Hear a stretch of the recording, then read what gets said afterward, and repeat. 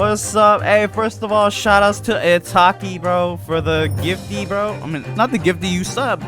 Thank you so much, bro. Let me switch over to the live scene.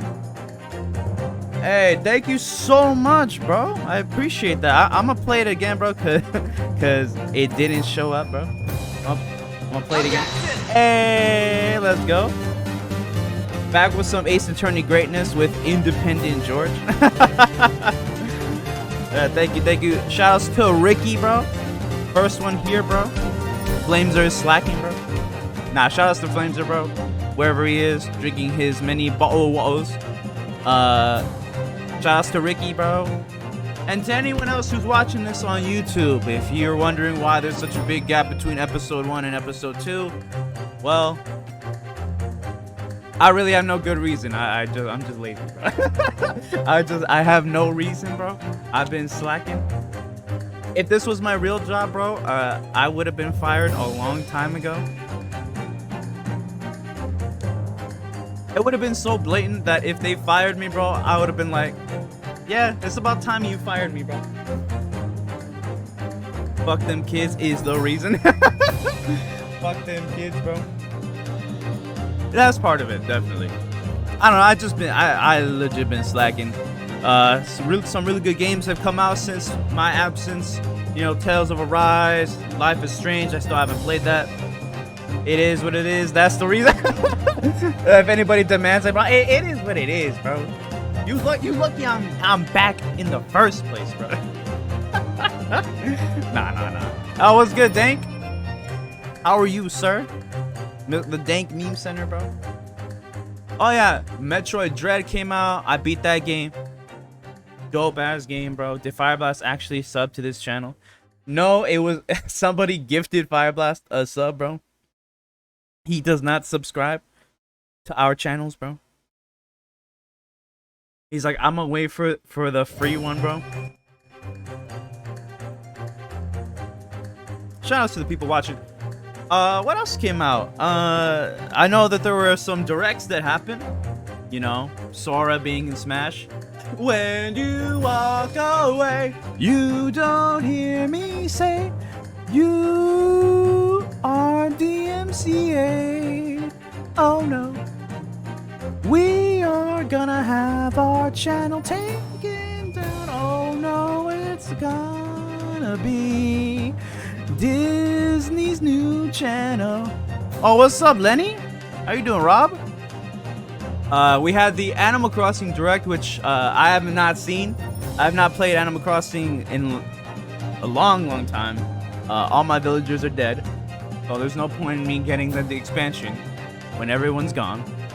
I know Ricky was hella hyped for that. From what I heard, it was a pretty big expansion. So for people who are still playing that game, they added coffee, bro. Yeah. I was about to say Assassin's Creed. The Animal Crossing New Horizons Direct was fire. I was at Walmart a while ago and they were going hard with the Nintendo first party advertising even outside the store. Oh wow. Yeah, the free update is gonna be cool. Yeah, I heard it was gonna be dope. So honestly, like, that's really cool. You know, one last update is pretty big from what I heard. So that's dope for everybody. Maybe people get back to streaming that game. I'm trash when it comes to building my town, bro. But it was kind of cool seeing other people like kind of build their town, bro. Like the kind of how they wanted it. The problem was when everyone did that and kind of ran out of shit to do. Like everybody just dropped the game. Like, I mean, there's nothing else out, so fuck it. The town's done. It is what it is. But hopefully this gets people back into the game. I know a bunch of people who dropped that game are coming back to it. Hopefully it's good. Well, I mean, you know, it's gonna be included in that fucking $50 membership price for NSO. So you know, you can get it there too. Oh, shit! Oh shit! Dank Meme Center got the gifty from Itaki Teacher. Thank you so much, bro. Thank you, Itaki, for the gifty. I appreciate it. Thank you. Thank you. The fire! The fire music, bro. Hey, Risei baby. Or as William would say, rise, bro. Fucking William. That hurt my soul when he said that. When he was playing Persona 4 Golden on stream and he called her rise, bro, I was just like, you know, today it might be the day I have to beat William's ass. Like, for real. Fly out to Virginia, knock on his door, bro, and as soon as I see his face, bro, he's just going down, bro. He's going to sleep. How dare he disrespect one of the best characters in that game, bro.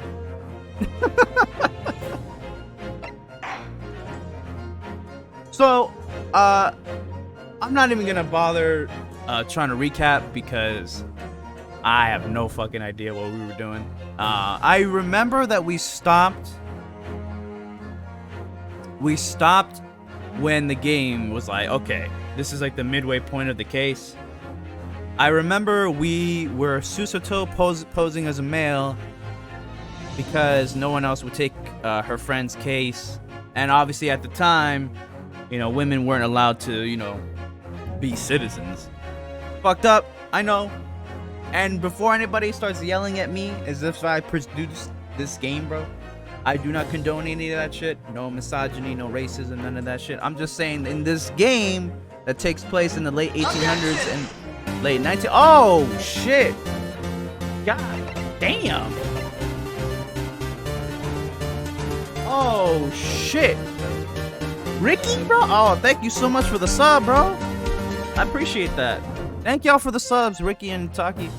Y'all don't have to do that. Thank you so much. Thank you, thank you. Appreciate y'all. But in this time period, that's just the way it was.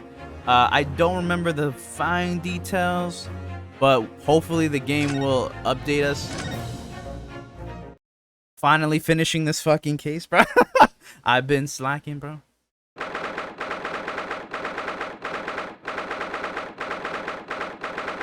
13th of August, 10:41 a.m. Supreme Court of Judicature, Defendants in Antechamber 3.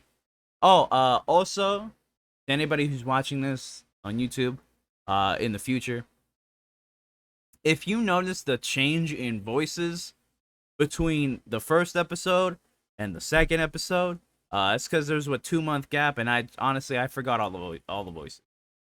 I really don't know. I don't know what voices I gave people, so you know. Yeah. So but people might have completely different voices this time around. So I don't know.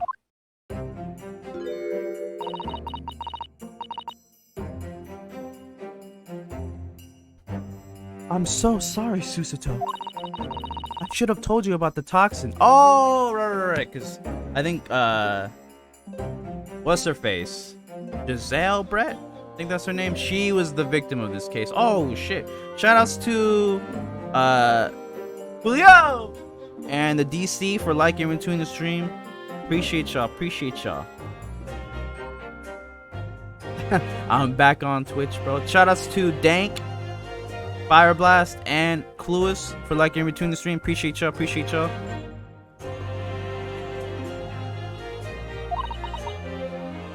Ray.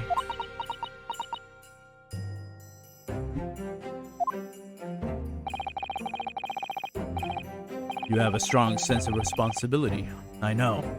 That's why you decided to shoulder the burden alone. No, that's not it at all. I was scared of my failure coming to light, that's all. So I hoped to retrieve the substance from the English woman before anyone found out. It's okay, she was ass anyway. Fuck her. Before the trial started, do you remember what you said, Susato? That you had no doubt in your mind about my innocence. That you'd stand by me to the last. I remember. And yet I didn't deserve your trust in me. I hid important details from you, Susato. I mean, that's just how it works in these games, bro. I completely betrayed your faith in me.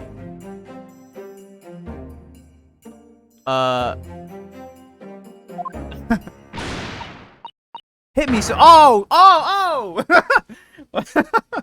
Hold up. the George redubbing. Also the chat doesn't reflect George's views. Some of us just wild in the chat. Oh yeah, I mean, thank you, Ricky, for saying. No, I'm just kidding. No, like honestly, bro, like chat, it is what it is.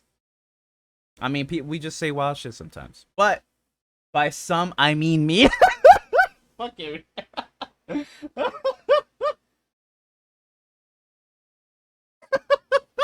Fuck you, Ricky, bro.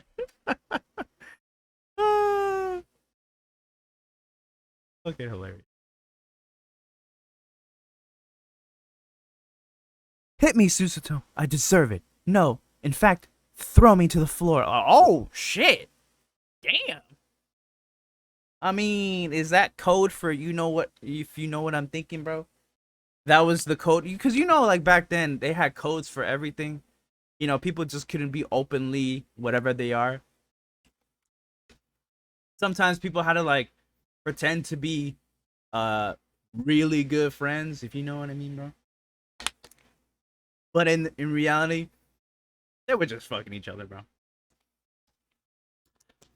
So I wonder if that's the euphemism for this, bro. They fucking, bro. Ricky's like, oh shit. They fucking, bro. No, that's too good. Damn, what? Time to find out. No, that's too good for me as well. Drag me through the city streets. What does city streets mean, bro? What does that mean? Is that what Susato... you know what? Never mind. I'm no better, you know. Oh. Even though in my heart I knew you'd pull the knife blade from Miss Brett's back, there was just a brief moment when, in my mind, I doubted you.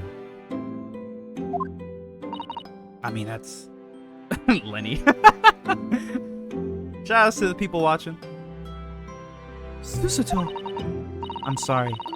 After I stood here and promised you that I'd stand by you and always be on your side, I betrayed your faith in me too.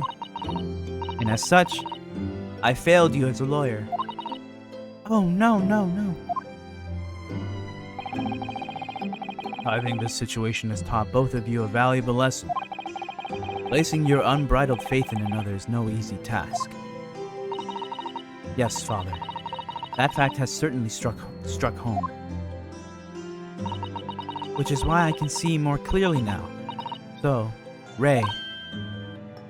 I kind of wish her name wasn't Rey, because it just reminds me of those trash Star Wars movies, bro.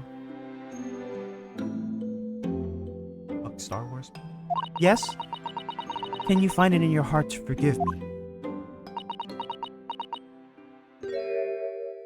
Aw, she tearing up. Oh, Susato. You know you'll always be a gallant, dashing lawyer in my eyes. I fucking knew it, bruh. I knew it, bro.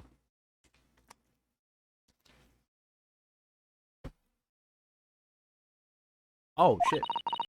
Oh, Rey. I was so scared, you know, when it happened. I didn't know what was going on. The Englishwoman was sitting at the back of the hut, listening to what I was saying. I heard she was a bitch, so, you know. I just thought to kill her. I know it was you who stole a poison. Ah, fuck. What voice did I give her?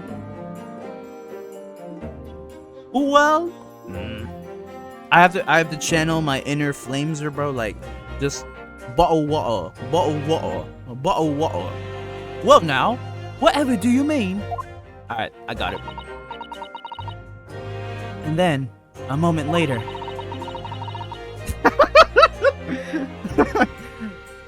She suddenly got to her feet. Oh, that's right. She got stabbed in the back. Before collapsing on the floor in front of me, with a knife in her back. It all happened right before my eyes. And You were the only people in the hut at the time? That's a little suspicious. You're probably guilty. That's right. Just Miss Brett and myself. There was no one else. So I just don't understand how she could possibly have been stabbed like that. It might have been when I got the knife and did the deed myself. Ricky, I forgot Ricky's like, hey bro, I want to see the death, bro. 10 out of 10 kill. I want to see it, bro. Suspicious. Sus, bro. Shut the fuck up, Rob. A great mystery indeed, but not as mysterious as you both. I still can't believe it happened. That's why I just couldn't bring myself to speak up. Because for real, I did it. It will be alright. She deserved it. However it happened, and whatever really went on by the sea that day, I promise you that I'm going to prove everything you said you saw is true. Spoken like a true Mikotoba. Now, I think we should discuss what's coming up in the trial, don't you? We don't have much time. We must make sure we have our facts in order. Yes, I expect the poison is going to come under close scrutiny in the upcoming proceedings. The police should hopefully have identified it on the blade by now. The trouble is, it's a completely new laboratory synthesized blend of alkaloids. The police won't have any way of testing for it. Oh, I see. You kind of fucked me. Yes, without this chemical reagent, it's impossible to detect the toxin. Chemical. I had the same thought. I sent a colleague of mine off with some earlier to deliver to police headquarters. I think perhaps you should have some as well, though, just in case. Been added to the court record. Let's go.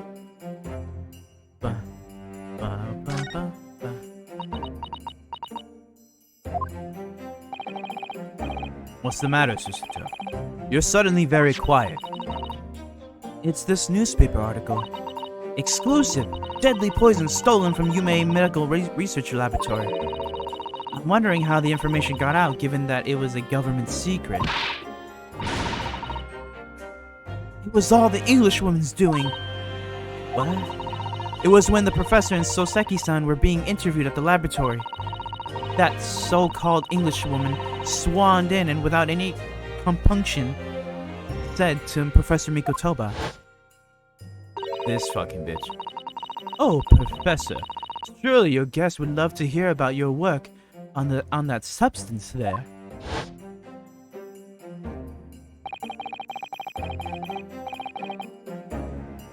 It put me in a very awkward position, to be frank. But Soseki-san's curiosity had been piqued, so I had little choice but to give him a cursory introduction. So then, Soseki-san knew about the poison. Yes, and it's highly likely that the reporter who was writing up the story about us would have caught a glimpse of the toxin too. This many memo sign. By the way, did that reporter join you all when you went to the beach? Oh. No, I don't remember the reporter being there. He was trying to spy on us because, you know, that's typical anime shit. Indeed, he shouldn't have been. I very much doubt anyone would have wanted him there. Damn, bro. So he really be doing that shit. Oh? A known criminal had been given permission by the authorities to bathe in the... Damn, what the... No autoplay, cuz. Oseki-san pointed out that inviting a reporter might be problematic, so the man was sent back to his office. Bro, it's so fucking obvious it was the reporter then. Because his movements were unaccounted for. Supposedly he went back to his office. Bro, it's so obviously him. Yeah, he obviously... Exactly, Susato. Exactly. Yet he obviously didn't go back.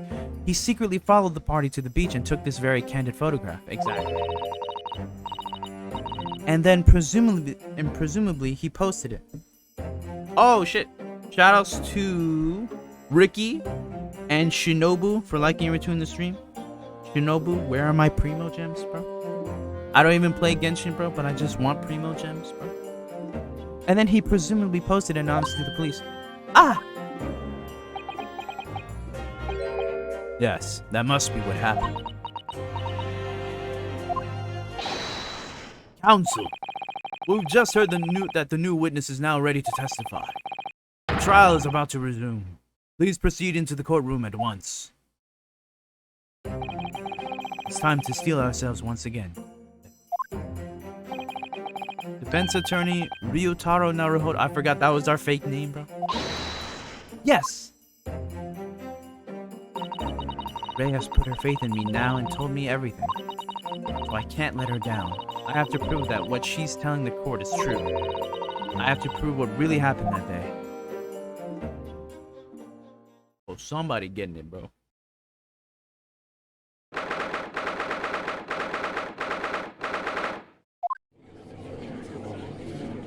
Oh, I forgot about the prosecutor.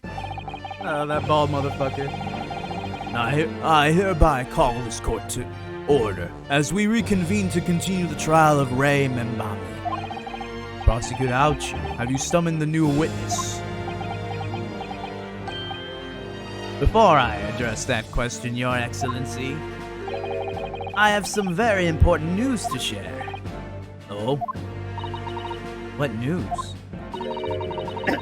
And why does he look so happy about it? Because he's about to fuck us over, bro? During the recess, with the collaboration of Professor Mikotoba's laboratory at the UMA University, the police re-examined the knife that was used to end Mr. Zalbrett's life. Excellent.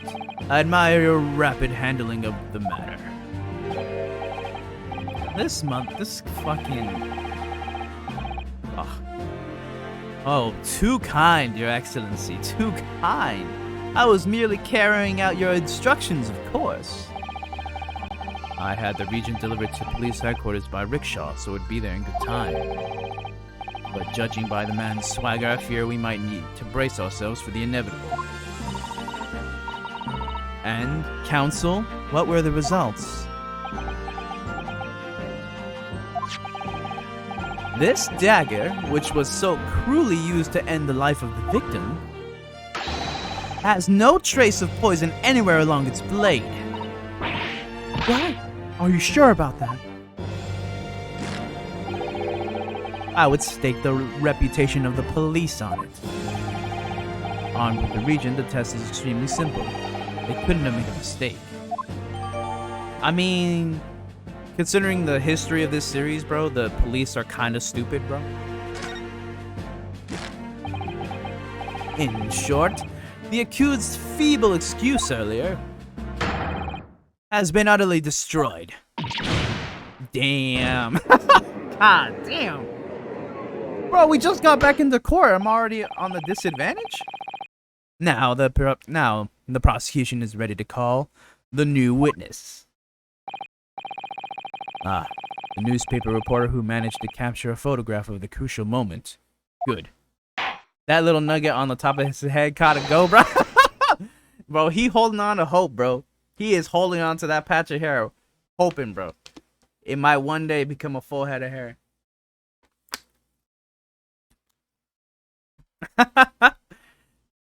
Bro, I feel like you gotta go one of two ways, bro. You can't be in the middle when it comes to being bald. You cannot be like kind of bald and kind of have hair. You gotta go either full head of hair or just completely bald, bro. Brother. Yeah, bro. It's just it just looks weird, bro. No offense to anybody who's balding right now, bro, but it's just like, if it's going, bro, it's going. I mean, you can get procedures, you can get like all these different things done to your hair, bro. Try to get it back, but at some point, bro, if it's gone, bro, just shave everything off, bro. It's over. Very well, officer, bring in the witness. No trace of poison on the knife. But if that's really the case, it's a wrap. Let it go. It's a fucking wrap, bro. How could the toxin have entered the victim's body?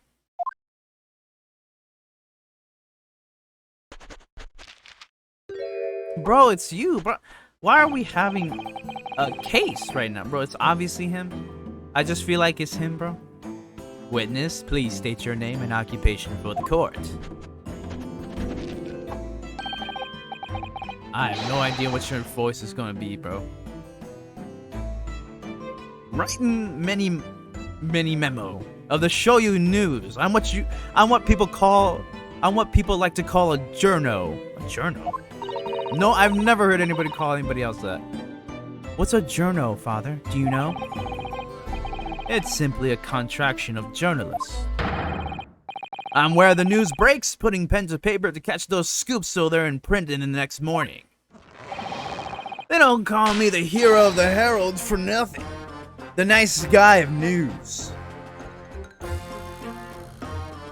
Alright, even if it's not him, bro. I want it to be him, bro. I kinda hate him.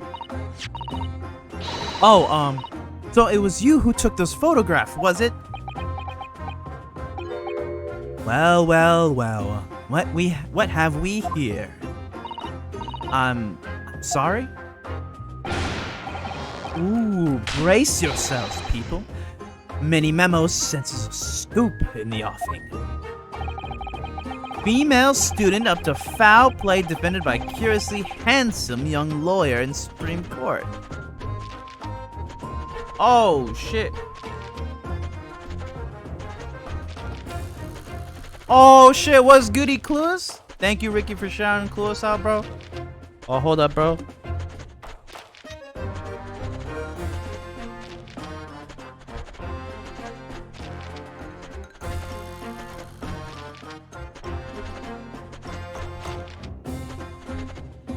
Was goody Clueless?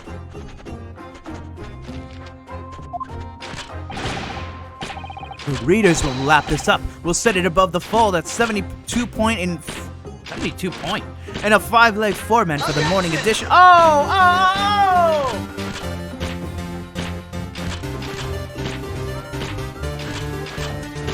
Clueless just thank you so much, Clueless. Bro, 14 months, bro. Thank you so much. Thank you to Ricky, Ataki, Clueless for subscribing. Y'all didn't have to do that. I appreciate y'all.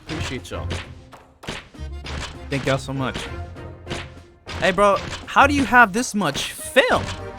Bro, this is the early 1900s. Man not getting nothing in frame with the... Bro, he just stepping away, bro. He ain't getting nothing, bro. Fuck he doing? Huh? Right then. Let's start with your name. Oh, it's Ryotaro Naruhodo. Next, what made you want to become a lawyer? I wanted to reform our country's legal system, I suppose. Ryotaro has suddenly become very ambitious, I see.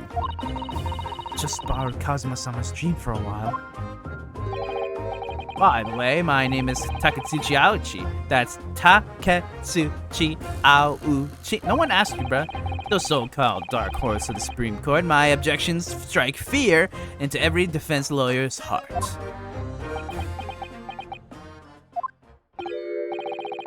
Nah, the readers won't buy that. Hey, I like him now, bro. Witness. Yeah? What this court demands to know is whether or not you were responsible for the taking of this picture. Shoutouts to the people watching. Appreciate y'all. Oh, right. I forgot we had this. I forgot this photo existed, bro. It was delivered anonymously to the Imperial Police Bureau only yesterday. Oh, shit.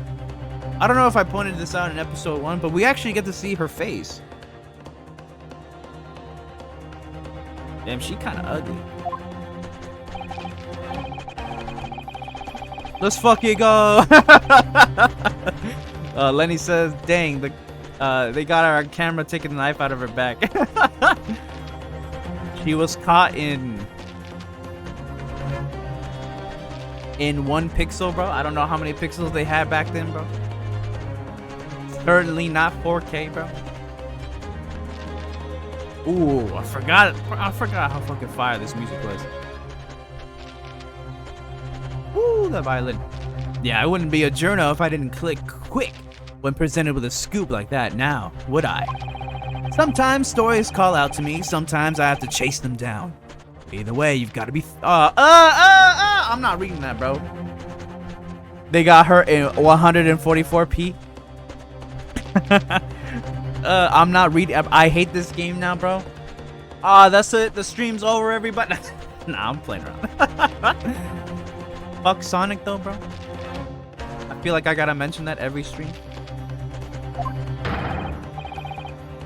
Fast legs to run with and a fast hand to write with. It's no good if you don't note it down, I always say. Thanks, bro. That's what I call my many-momism. Ugh.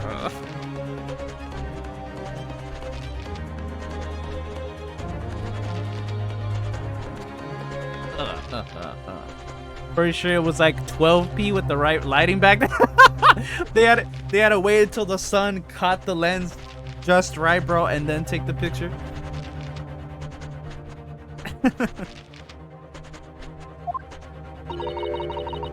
Many-momism?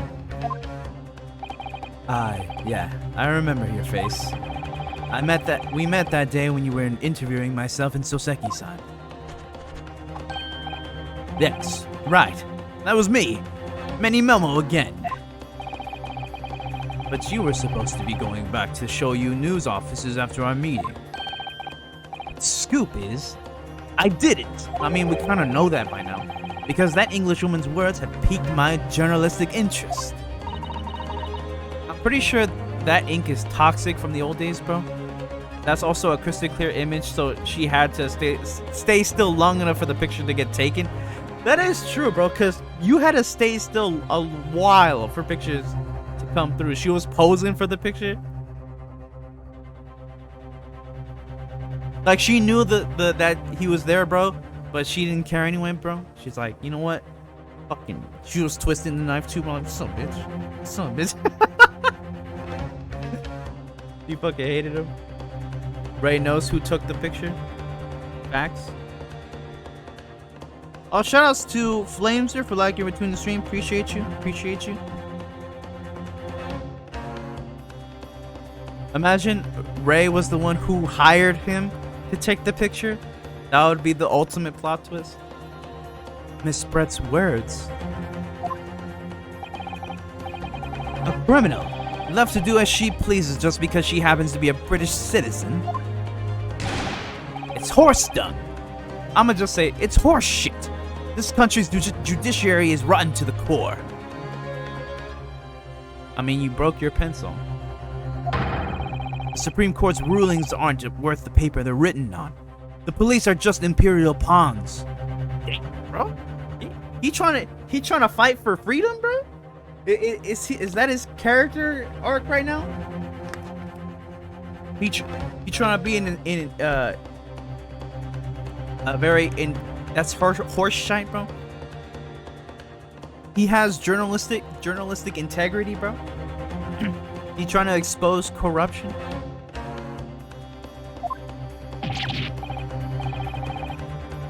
Stay your tongue, young man. There are complex political issues at play. Well, anyway, I quickly jotted down those words she said in my I can't say his fucking name. Memo pad. Are you ready? I'll read it out. Let's all hear. Right. Here goes. I should like to go with everyone to see your country's coast. A serious criminal going on some junket. So the people need to know about this. That's why I decided to sneak after them. To get the woman's story so I could hammer her in the... Oh, shit. I thought I was about to say so I could... I'm like, damn, bro. So I could hammer her in the press. Do you mean to say you did indeed witness it firsthand? I mean, he took the picture.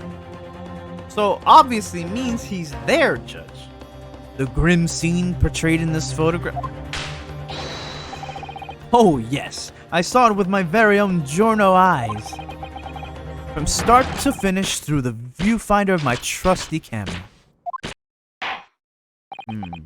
Thank you, many Memo-san. You will now give a formal testimony before the court. You will state exactly what it is that you witnessed of the events surrounding Miss Brett's death.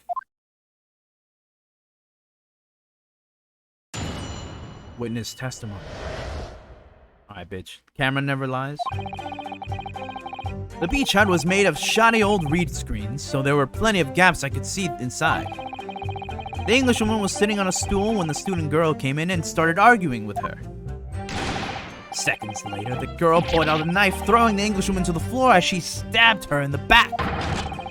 My smoldering journal spirit burst into flames. Quick as a flash, I whipped out my camera, ready to click. I pulled apart the rough weave of one of the screens and poked the lens through for the perfect shot. Reed screens, you say? Right. You can see them clearly enough in that great shot I snapped. The hut walls were just screens made of coarsely woven reeds. Yes, it allows the breeze to pass through and bring in some relief from the summer heat. And it was a breeze for me to poke my camera through and see the whole thing hotting up. Ignoring for the time being the appalling invasion of privacy involved, exactly, he was there to snap pics of something else, bro? Did you witness everything that happened from the moment the defendant entered the hut? Oh yes, I saw it. I saw the whole thing, from start to finish. And you say that you took the photograph through a gap in one of the screens. Luckily for me, they were pretty shoddily woven. I pulled the reeds apart and thrust the lens of my camera through the gap.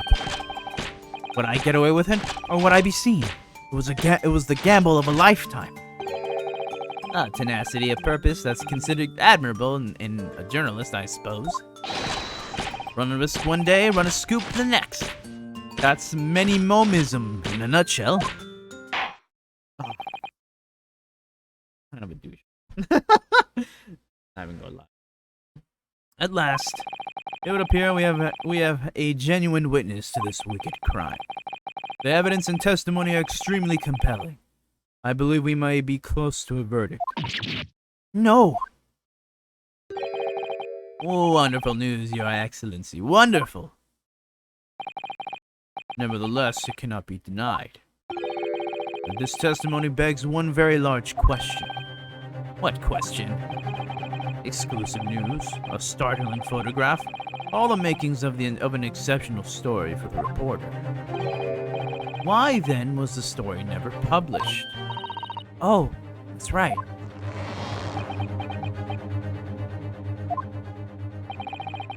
It seems clear to me that there are circumstances at play here that are yet to be understood.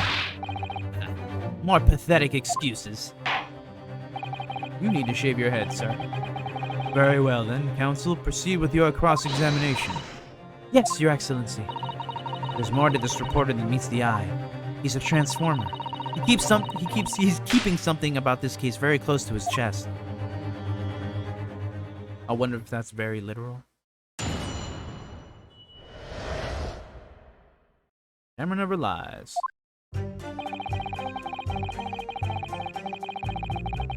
Champs, honestly, I have not seen my court record in a minute, bruh.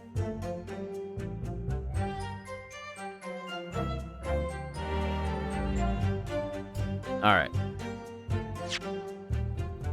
So we have the post-mortem report, crime scene photograph, Natsumi article,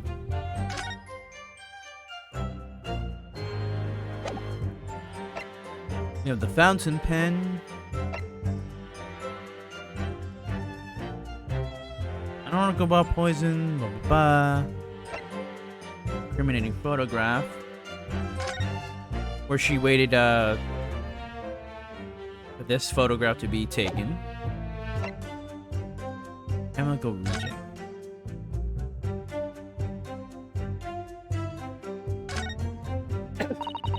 The label appears to be written in a foreign language that I don't know. It's German, so your knowledge of English is going to be of little help here, I'm afraid. Couldn't you have just written medicine on it in Japanese? Then we'd all be able to read it. German is the international language of medicine, my dear.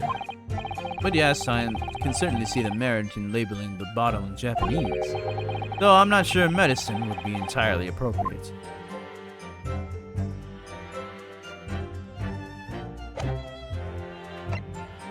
A murder weapon? Damn. It went in pretty deep in her back. Jesus Christ. Ah yes, this must be the victim's blood. Oh dear. Blood is never a pretty sight, is it? I'm going to have to fight the urge to run it under a hot tap and get it clean. You've always been fastidious about cleanliness, haven't you? I think this is something else, Father. Is that it? Okay. So I don't have that much evidence, so I'm probably gonna have to press Mata! What made you want to see what was happening inside the beach hut in the first place? Call it a journo instinct. Can you think of a better reason? Oh, I don't know. Perhaps because as well as being a proven criminal, the person inside was a young woman. Oh, shit! He's a pervert, bro? He just wanted to see some titties?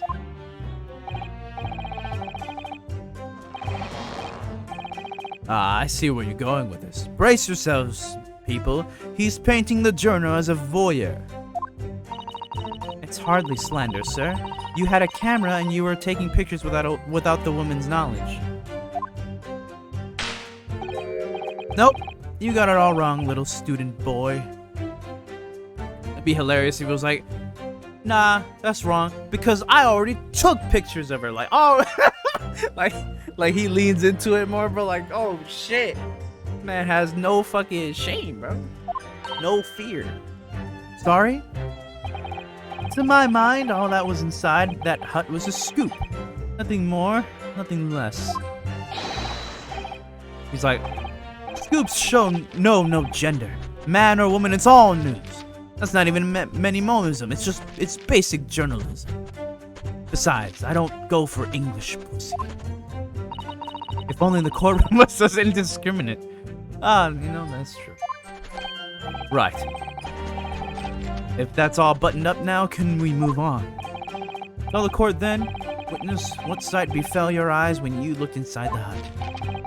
A sight that vindicated my journal instinct, that's what. When I pulled back the reeds, I could see it all as clear as day. The Englishwoman was sitting on the stool. So you actually saw Minbami-san entering the hut. Yep, and she was raging like my journal spirit. I thought he was about to say like raging like my heart on, bro. Like, oh, bro, I'm just saying, bro, it's kind of fucking weird. Other than the fact that, you know, you're a journalist, the fact that you're bringing cameras to a beach, and then you go into a hut where women are, bro. I mean, come on, bro. Oh! Shit! I reach out to the truth on my last vacancy. The whole moment to now break away. Yo, shout out.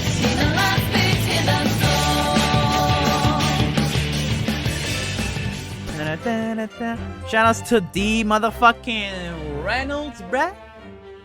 Shout outs to D-Rail, bro. Thank you for the 20 biddies, bro. I appreciate you. Thank you, bro. If anybody, I forgot to mention this at the start of the stream, bro.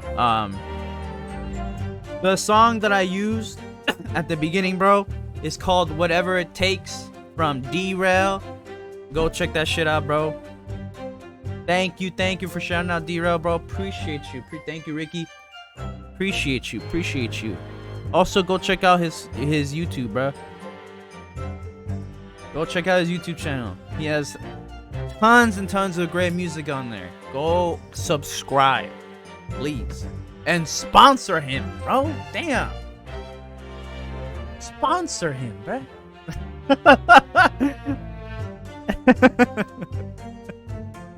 I'd be like, why won't you sponsor him? Nah, for real, sponsor him. He deserves it. And so does Ricky, bro. He's a god. And the argument you mentioned, what was that about exactly? You stole it. I didn't steal it. That kind of thing. Thank you so much, George. Hey, bro. Everybody gotta know, bro. Talking about the poison, I suppose. The student girl walked right up to the English woman and really started laying into her. Damn! You know, there's so many euphemisms that you know what? This game is written in a way that you could get a different interpretation from this. You really could. I mean, if she'd laid into her more, if she'd laid into her anymore, there would have been eggs. What? Fuck does that mean? Alright, bro. The man should have been an author. His descriptive talents are wasted on journalism. The student's rantings fell on deaf ears. Like a Japanese person listening to English for the first time. He really ought to work on his similes first, though, to be honest. Anyway, the point is, that woman in the dock was mightily angry. And her temper finally got the better of her, it seems. Dear me. Which was the climactic moment that I caught on film. Dang it. Mata! Ooh, the desk slam? Do you swear before this court that you actually saw the precise moment when the stabbing took place? The precise moment? I didn't just see that. I saw the whole hellish scene play out from start to finish. Mata! I have here a simple plan of the beachhead. I'm still getting used to these voices. Perhaps you could use it to explain the court exactly what you witnessed. Right you are. It's all here in my mini memo pad. Oh my god. When I first peered into the hut, I'm sure that the Englishwoman was on this stool at the back of the hut here. Yes, the accused's own testimony confirmed that. She just sat at the back of the hut, smiling sweetly, is what I have noted down. It's my turn to testify now. Try not to interrupt. Ugh. Fuck this guy, bro. Then, the next moment, as I was watching, the evil student girl entered the hut. After a while, the pair of them ended up in the middle of the hut, arguing furiously. The Englishwoman went for the student, but the girl dodged out of the way. Damn, it's like a fucking anime battle, and in a flash, plunged the knife into her adversary's back as the two passed each other. It really was an anime battle. Like, she dodged a quick right hand, bro, and then with the knife went right behind the back. Bah! Like, come on, bro. Come on, bro. What you describe is a grim crime indeed. Some shit I've seen in Dragon Ball Z. Never sugarcoat the truth. That's what many memoism says. Alright. By the way, Mini Memo-san, whilst you were watching that terrible scene unfold before your eyes through the gap in the screen, did it not occur to you to try to prevent the tragedy rather than capture it on film? Journals have to be observers. We can't get involved. That's our what? Our Is that French? That's our raison d'etre? So you didn't converse with Miss Brett at all? Obviously not. An observer always remains on the outside looking in. And that's something to be proud of, is it? Your Excellency, if I may. Yes, Professor. I think the witness's last expertly phrased statement should perhaps be added to his formal testimony. Father, what are you... Ooh. Ah, man, my neck. I will grant the defense's request. Many Memo-san, you will supplement your formal testimony with the aforementioned statement. Well, nihilism is the foundation of many Memoism, but I'll gladly prove that my words aren't meaningless.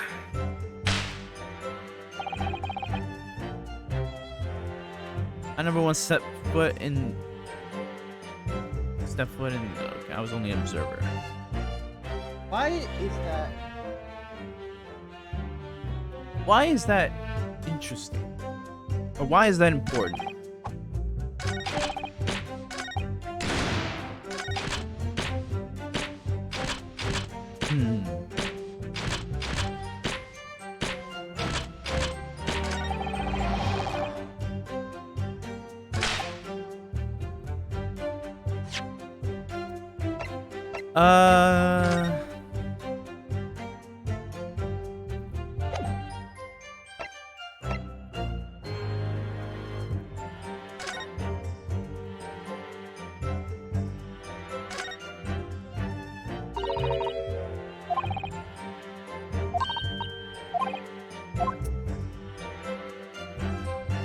I have a feeling that this is his fucking pen, bro.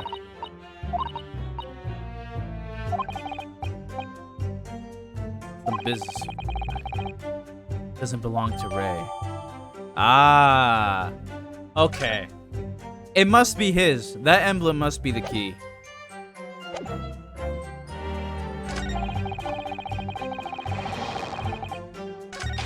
Does he have an emblem? I don't see it. Oh, on his fucking armband! Let's fucking... Oh, you fucked. Let's go! Mini Memo-san. Until now, I've had a firm belief that you were a pervert. Journalists, in a nutshell, even in a scene of the murder, they only give a damn about a shitty tabloid story. Oh yeah, definitely. I mean, because all they want, bro, is their... Obviously their story and their recognition. Because then their name is attached to the story, it gets shared everywhere, people talk about it, and then you get more people wanting you to cover shit. That newspapers are in the business of uncovering and publishing the truth. Fuck no, bruh. Bro, do you know who owns newspapers, bruh? Isn't, I mean, he's not, like, the chairman of Amazon anymore. But Jeff Bezos, doesn't he own the Washington Post? Like, so if there's anything fucked up going on with Amazon, bro, do you think the Washington Post would ever post a story about that shit? No, they will not. Newspapers are bought and owned, bro. Fuck Bezos, bro. Facts, bro. Hero said, ha! Fuck no. I know there might be there's people there. I'm not saying that there's no journalists out there that care about the truth. I'm just saying what you see on TV and what is more widely known are usually outlets that, you know, that care more about pushing an agenda and pushing their party's beliefs rather than telling the truth. And I'm not trying to be political. I'm not trying to be like, I'm picking a side right now. I'm just saying, like, no matter what side you're on, all of them do it. You know? Fuck the mainstream media. Facts, bro. Zero said indeed. You're spot on there. Lying motherfucker. He's even showing the armband, bro. The press doesn't lie, which is why I'm proud to wear the emblem of the Shoyu News on my arm. In a way, that's more many Memoism. Sadly, though, it seems the journalists who write for those papers don't always share the same passion for the truth. What are you suggesting with those recriminatory words, Counsel? Mini Memo-san, do you recognize this fountain pen? Judging by your reaction, you're fucked. Ah! This pen was found at the scene of Miss Brett's death. In fact, the murdered victim was gripping it in her hand as she died. What are you? If you look at the barrel of the pen, you'll notice that its owner's initials are engraved there. R.M. Yes, thank you for bringing that up, Counsel. The initials are of the accused, Ray Membami, and there's no other possible person it could be. Is it a coincidence, I wonder, that your initials are also R and M? No! My theory! Writing many memos. Many memo. RM. That's horseshit. Can't you see? One of the central tenets of memoism is being a pencil user.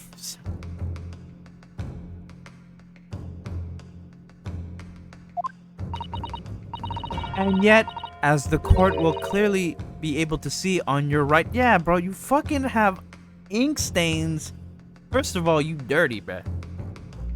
And secondly, bro, you got ink stains on your arm, on your hand. The fuck? Fuck that guy. Why is he doing that? I have no idea, Dero. He's a douche. Isn't Ouchie that sellout motherfucker from the other game? Yeah. He's the prosecutor from the first game. There is a very obvious blue ink stain, or you're just that dirty.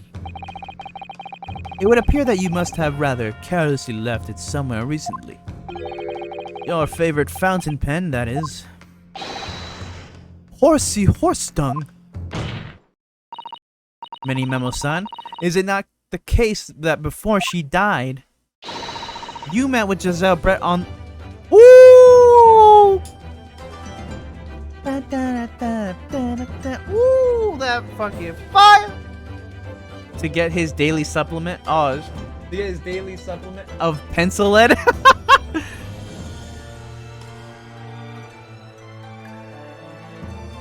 Woo!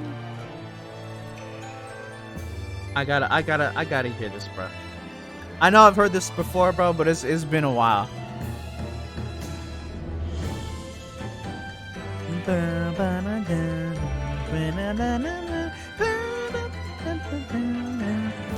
Oh my god.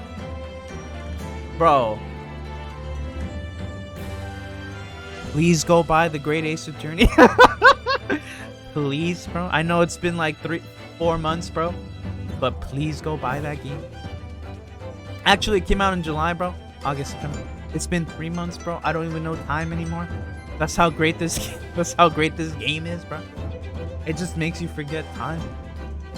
You met with Giselle Brett in that beach hut.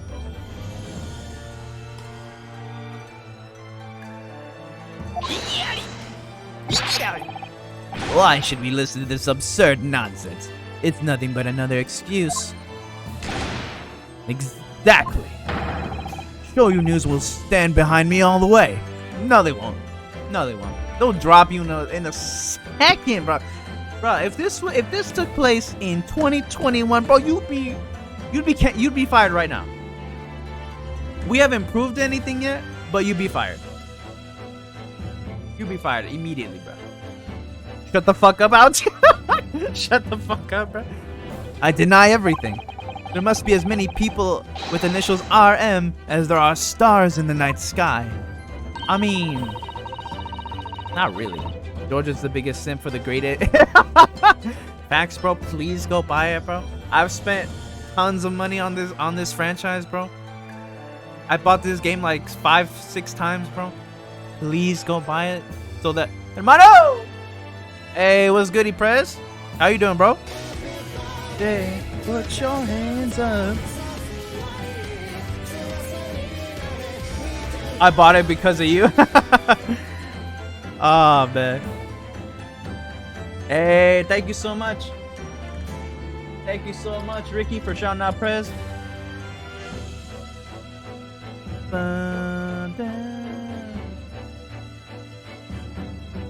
I just got home from work. Oh, nice, nice. Hey, hope you had a good day, bro. A second day back, baby. The defense has neither the time nor the inclination to count every star in the sky. And there's no need anyway. Oh! Oh, shit! Oh! Shoutouts to D-Rail for the gifty to Preds? Oh shit, the gift snipe, bro. D-Rail posted the emo. Hey, thank you. Hey, thank you so much, D-Rail, for the gifty, bro. Thank you, thank you. Ricky, Itaki, Clueless, D-Rail, thank y'all so much for the gifties. Press, thank you so much for the host. Thank you y'all so much. Thank you. And shoutouts to TG for liking and retuning the stream. Appreciate you. The god himself. Van Gogh. Van Gogh. Van Gogh, baby. And there's no need anyway, because this pen has more to tell. Yes, there is another clue. A clue that undeniably proves who its owner really is. In that case, counsel, the defense will now show the court where this alleged clue lies. Of course, Your Excellency. Go back to work. I'm sure they have OT. The clue on this fountain pen that clearly reveals its owner's identity is... Bro, the fucking... this thing, bruh. Kokora? Got it. Oh! Oh, shit.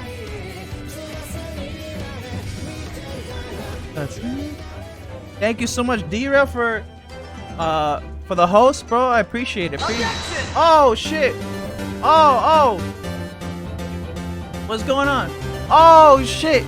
Press with the gifty, bro. Thank you so much. The gifty to TG, to God himself. Thank you so much, Prez. I appreciate you. Thank y'all for the love. God, the snipe to God, bro. I stayed late today, actually. Hey, that OT, baby. Nothing wrong with that. Thank y'all. Shout out God, bro. Shout outs to God, bro. As well as the initials, there's also an emblem, fire emblem, bro, on this fountain pen. An emblem that you will, of course, recognize. Mini Memo-san. They asked if I want OT, so I said, hey, let's go. We got OT. In that money, baby. Goodness me, it's the emblem of Shoyu News. In other words, the owner of this pen is an employee of Shoyu News whose initials are RM. Suddenly, the stars in the night sky don't seem so numerous, do they? Well, Many Memo-san, how do you respond? Oh, he's sweating, bro. He's sweating. No!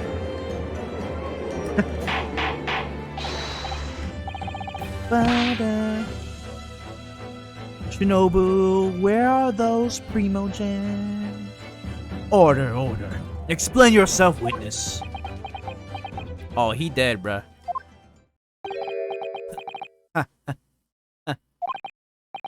So, this is how the mighty Supreme Court works, is it? Using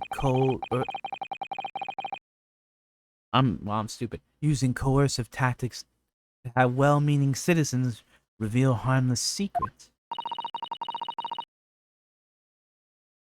I've used nothing but honest tactics.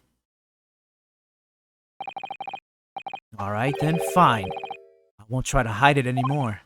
Yes, I was taking pictures of... I was trying to get pictures. Did someone say Primos, bro? Bro. Facts? I've been trying to get Shinobu to respond, bro, but he never does, bro. I'm like, hey, bro, you owe Primos, bro. Yes, not long before that grim tragedy unfolded. Let me guess. I, a show you news reporter, on behalf of the public, conducted an interview with the Englishwoman. An interview? You never mentioned this before. When exactly was this? As I said, it was before that evil little student girl showed up her face in the hut. It couldn't have lasted more than 2 or 3 minutes, that's all. It was just a brief exchange. He will be. Wow, that backpedal? Facts, bro?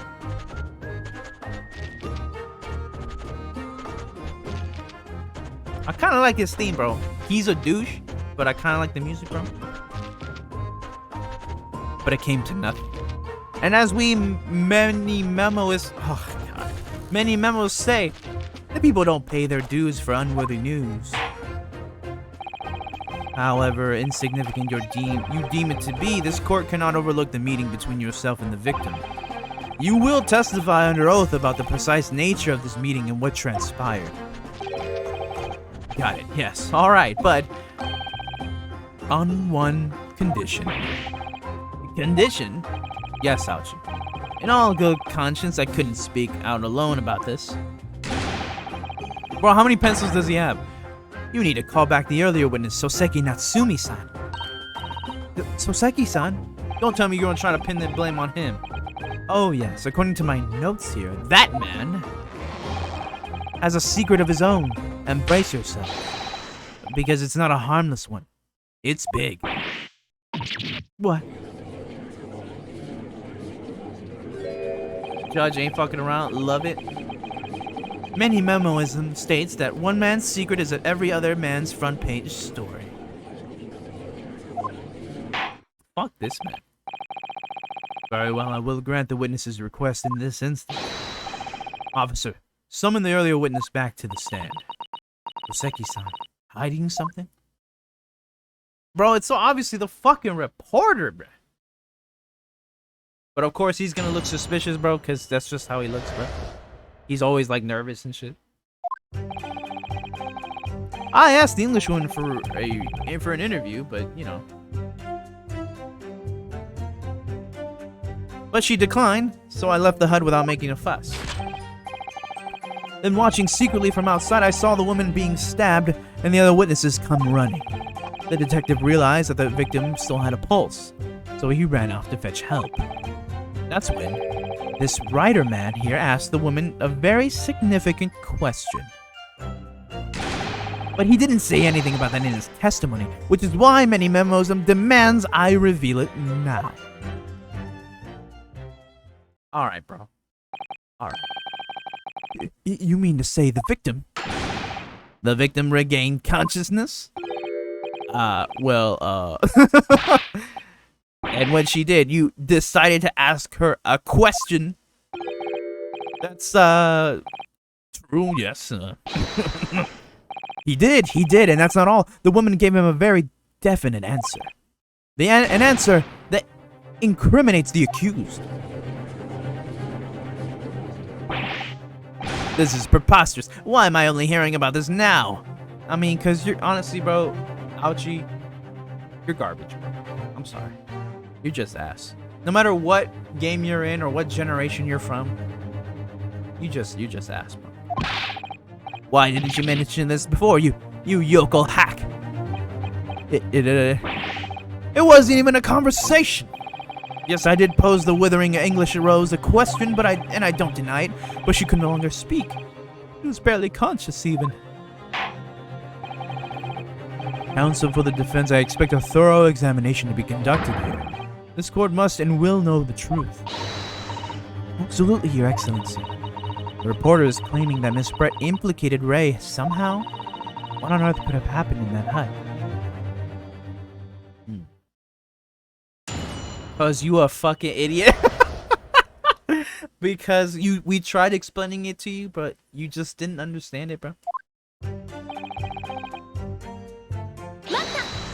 I'm gonna have to press everything.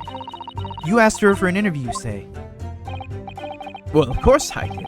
I wanted to ask her about the incident she was involved in at the end of last year, which was the first game. About the case in which Dr. John H. Wilson lost his life. That's not the way I phrased it. Many memoism calls for straight talking. Why did you murder Dr. Wilson is how I put it to her. Yes, that sort of talking is as straight as a ruler. Ask every question as if you're asking for a menu in a restaurant, I say. It's the best way. A veteran of the paper taught me that. And how did Miss Brett answer? With one simple phrase. Mystery is a woman's charm. AKA, she did that shit. Whew! That told me. So I waltzed right out of there. What? What? You just waltzed right out of there, bro? Really? Something about that doesn't quite seem to fit all together. Leave every room as if you're Leave every room as if you're waltzing in a dance hall, I say. It's the best way. A veteran in the paper taught me that. Oh, Mata! That was very persistent of you, considering that Miss Brett had just turned you away. Persistence wins the prize. Many memoists will tell you that. Let them think you've left, and then just when they lower their guard, that's when you swoop in for the scoop. And the fruits of your labor are all too apparent in this telling photograph. Though I'm sure the young yokel student would rather not be reminded of this damning evidence. Actually, it's thanks to that photograph that we managed to identify this witness. And now you've found me, and I'll tell you whatever you want to know. I've got nothing to hide. I'm sure. Please, do go ahead, witness. The court is eager to hear what you have to say. Try to stop me. There's a story to tell here, and I'm going to tell it. Okay. And so Seki-san remained behind in the hut? That's right, yep. Our author friend here was a blabbering wreck, shaking all over from his head to his toes, mustache twitching, eyes bulging. What do you expect? You don't know the terrifying troubles that haunted me whilst traveling abroad. Back behind baleful bars. They'll be coming for me, surely. That's all I could think. I felt as though I were grasping for air, drowning in the sea of cold sweat. Poor Soseki-san. His experiences in London have scarred him deeply. Damn! That's how fucked up London was, bro. As the world seemed to close in around me, I quietly recited a prayer to Amida Buddha. Eternal emptiness, empty eternity. The end is coming for me, surely. No sutras are to resound in my courtroom, please. And now, we come to the crucial part. That's when it happened. That's when this writer man here asked a very significant question. Okay, what was the question? What question? What exactly did he say? Well now, you should hear from the horse's mouth, I think. Don't you, Mr. Writer Man? Ah! Out with it, you yokel hack. What did you say to her? What did you say to the dying English woman? Well, in truth, I had been catching crabs at the water's edge and building castles in the sand, you see. Well, the seaside is a place to be at leisure, I suppose, even for a grown man. That's not at all pathetic whatsoever. But then, all of a sudden, from that little beach hut, a young girl's panic-stricken cries for help pierced the air. Ray. I ran up the beach to see what was happening, to find the defendant leaning over the collapsed victim. As soon as Inspector Hosonaga saw Miss Brett on the ground, he sprinted off to get help. And then, just a moment later, I heard a faint moan. A moan from the dead Englishwoman. I nearly jumped out of my skin! I thought she was about to be like, hey, pull yourself together, bruh. And what did you ask your Soseki-san? I asked her, "Who did this to you?" "Don't protract this any longer. How did the woman respond?" "She didn't. She said nothing in response." But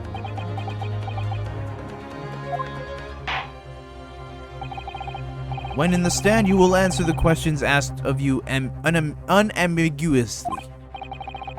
Now, without evasion or Damn, I'm stupid, bro, because, like, they're using words that I've never seen before, bro. The public school system has failed me. I'm really stupid, bro.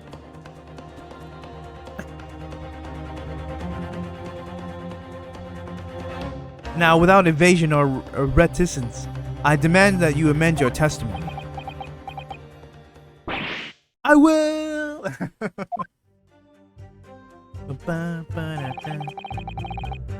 But she never replied. She just lifted a trembling finger and pointed in the direction of the defendant. Oh shit. Too many bougie words, bro. Miss Brett pointed a finger at the defendant. "So Seki-san, is that really true?" "It's not easy to stand here and say this, but when we first entered the beach hut, the Englishwoman was sprawled on the floor before us, with the student girl standing on the far side of her. When I asked, 'Who did this to you?' the Englishwoman summoned her last ounce of strength to point a trembling finger at the back of the hut, which was, it can't be denied, in the direction of the student girl who stands accused today." Shoutouts to all the people watching. I appreciate y'all. "No. So Seki-san, why on earth did you neglect to mention this in your original testimony?" But, fiddlesticks, I say. This is not a British court of law. You will respond in Japanese. He spoke English there? That's fucking hilarious.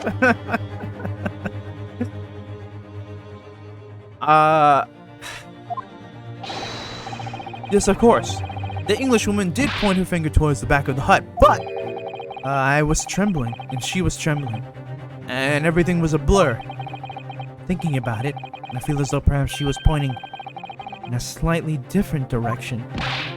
Actually, no, not slightly, in a very different direction to where the student girl was standing. Somewhere at the back of the hut, where nobody was standing at all. You mean that your memory of events and the direction in which the victim was pointing are both unclear? Yes, that's it, unclear. I'm very, very unclear. Your Excellency, surely this proves the matter beyond all reasonable doubt. Yes, the woman may barely have been conscious, and yes, perhaps her finger wavered slightly. But there can be no doubt that this was an attempt by the victim to confirm the identity of her assailant. Why? Because, as the court can see, there was no other than the accused in the direction the victim was pointing. It is now abundantly clear that no one besides the accused could possibly have committed this crime. I am inclined to agree. Don't agree with him, bro. Don't agree with him. He's always wrong. And in the absence of any credible argument to the contrary, I believe we can now conclude this trial. No. No! The headline's writing itself. Dashing lawyers hopes dashed. 92 point across the whole page. We'll do an extra edition. This is a serious blow, Susato. Unless we're able to identify the true culprits and substantiate our claim with evidence, the judge will give his ruling, and the trial will be over. But that's impossible, Father. We don't even know how the crime was committed yet. Impossible though the task may seem, we have no choice. We must think back over everything we learned thus far. Somewhere in all those details, I'm confident we'll find the clue we need. Rennie gave us her account of how events unfolded in the defendant's antechamber before the trial resumed. She told us what happened at the precise moment Miss Brett was killed. The Englishwoman was standing at the back of the hut, listening to what I was saying. And And then a moment later, she suddenly got to her feet. So she was sitting down when she got stabbed, before collapsing on the floor in front of me with a knife in her back. How could Miss Brett have been stabbed in the back in a beach hut that was empty but herself and Ray? Somewhere amid all the information we've gathered so far, there must be an answer to that question. I take it then that the defense has nothing further to add. So, the gallant Yoko student's luck finally runs out. I can't say I'm surprised. In that case, I am ready to deliver my final verdict on this matter. This is a crucial turning point now. I can't establish what really happened. It's all over. Where was the real culprit hiding? And how did he or she stab the victim? I mean, I would imagine it's the reporter. Honestly, it could only be him. It's not Soseki,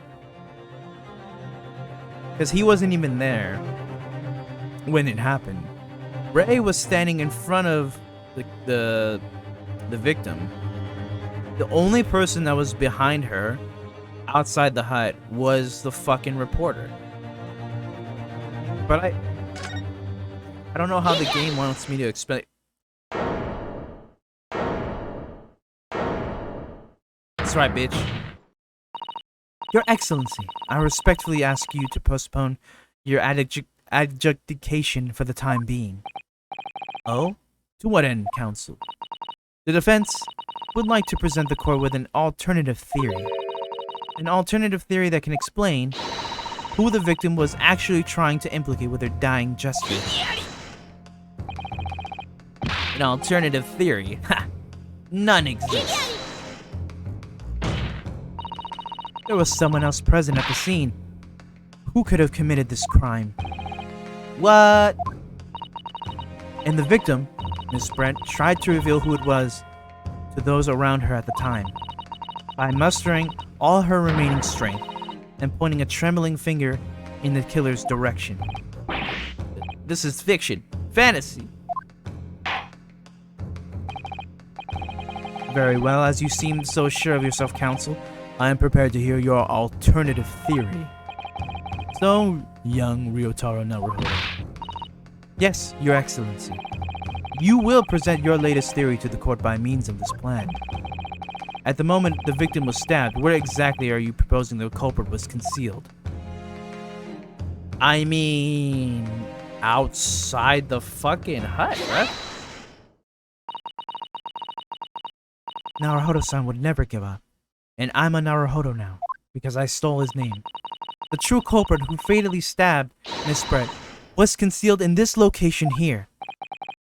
Are you mad, counsel? You're suggesting the culprit was outside the hut? Exactly. But, I mean, it's... Come on, y'all. Order, order, order. But, student lawyer Naruhodo-san Esquire, that makes no sense at all.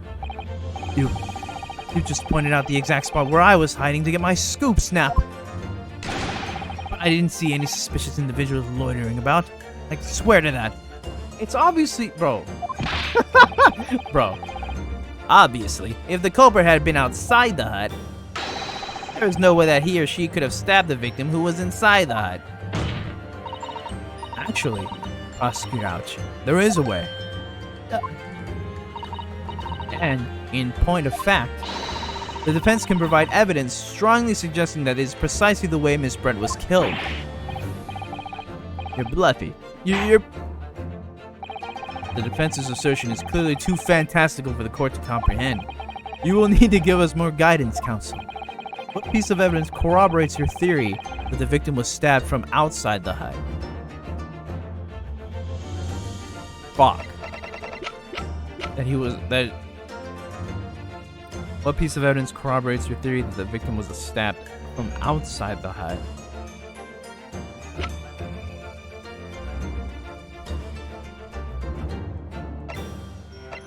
I mean, it would have to be the photo, because you see here that he pulled the reeds apart. He pulled, exactly, Lenny. He pulled the reed apart, not to take the picture, but to skip the hut from the back instead of the entrance. Or honestly, he could have pulled the reed apart to fit the knife through. I mean, and I think the way that they're gonna argue this is, well, or that Susato is gonna argue this, is that, well, you got a camera lens through the reed. Obviously, you can fit a knife through there too, and she was towards the back of the hut too. I'm gonna say this. If this is wrong, then I don't know where the fuck we're going with this. Well, I've presented it now, but I haven't the first idea why I chose this piece of evidence. Counsel, you're suggesting that this piece of evidence bears out your theory as to how the victim was stabbed?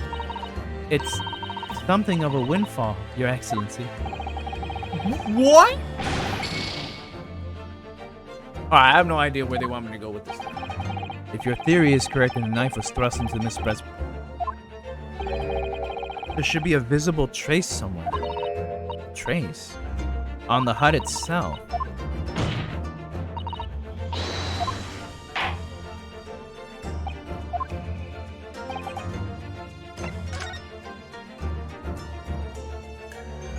Yeah, because so this is where she was sitting, and you have like an open little area right here. Bro, you could definitely fit a knife through there, bro. She has 3 of the same masks, bro.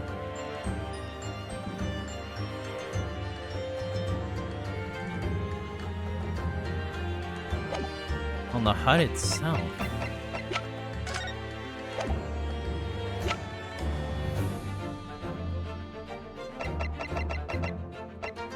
It would have to be this, then. Okay. I presented the wrong photo, I guess? The original photographic print of the scene. Yes. It's clearly visible in this print. The trace of the fatal thrust that was delivered from outside the beach hut. Do you take us for fools? There is no such thing. I'm fucking up the voices. I'm not sure that everyone present would agree. Someone, at least, appears to have noticed what it is that I'm referring to.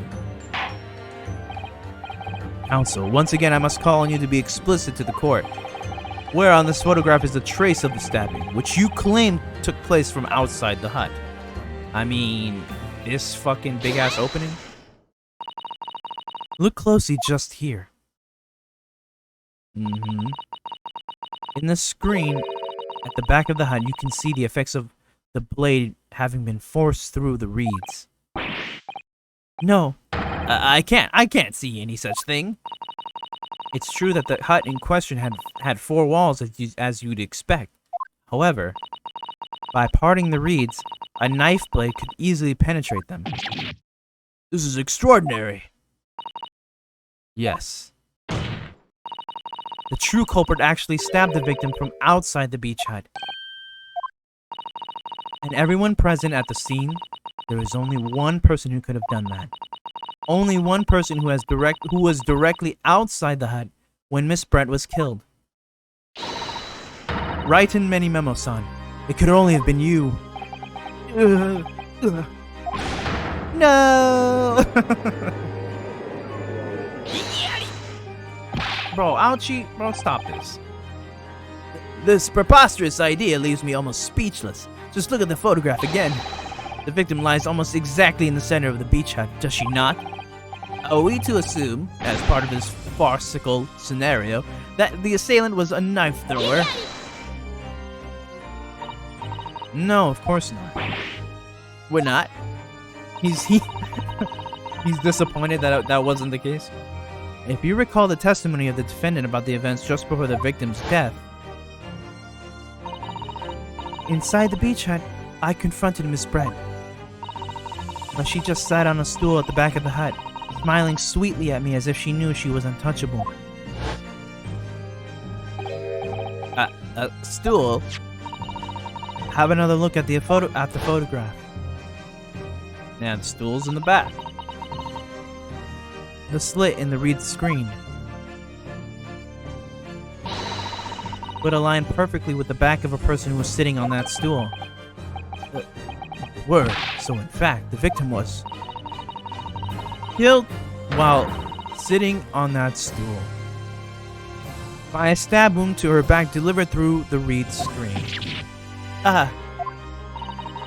Having been attacked, Miss Brett rose to her feet instinctively, but then, unable to speak, she collapsed on the floor in the middle of the hut, before the defendant, Mbami-san's appalled eyes.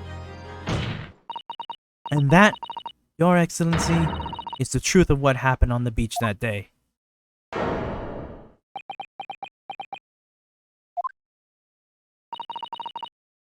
By your silence, Memo-san, I take it that you don't deny the charge.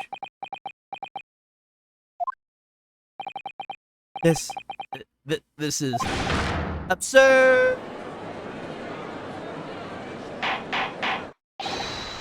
That will do. It would appear that we have a tacit admission of guilt from the witness. Accordingly, this court has successfully established the truth of this matter, which means that the defendant, Mbami-san, is innocent of the crime. Oh, this is too easy.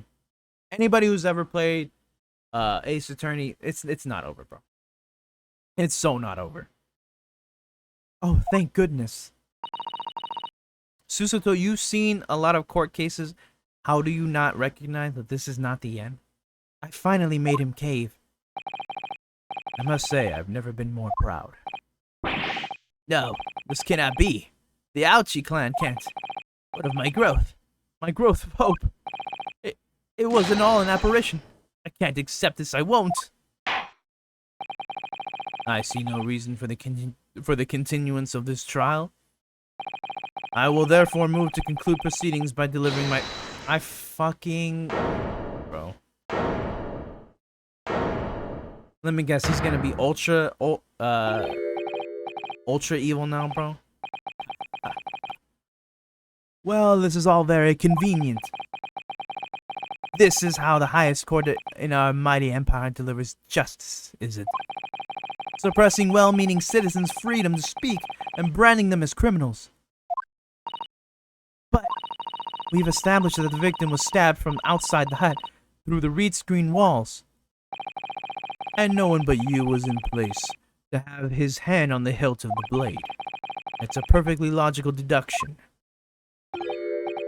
So, your argument hinges on the location of whoever stabbed the English one, does it? Well, it seems a little irrelevant now. Irrelevant? Where she was stabbed, how she was stabbed. It doesn't matter. I mean, whether she was stabbed at all, it makes no difference if you think about it. After all. Of course. Now he's incredibly evil, bro. This trial's already shown the whole thing hinges on something else. I fucking know it. What are you talking about? Brace yourself, little man.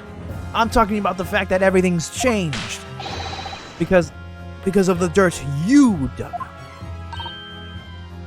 How it's all changed because he's saying it, bro? What? Enough obscurity. Explain yourself, witness. What's to explain? I'm talking about the poison, of course. The poison? Let's ask the professor for a comment on the situation, shall we? I understand that the deadly poison you were developing was stolen from your laboratory, correct? It's been shown, and it's been shown that this poison was administered to the victim, Miss Brett. Is that right? That is correct. The unusual constriction of the victim's pupils are a sure sign that this particular poison was used. I see. So presumably that means that the victim already had the poison in her body before she was stabbed. Given that her pupils were clearly constricted, it seems highly likely. Yes. If she had been dead already, the poison could not have circulated in her blood.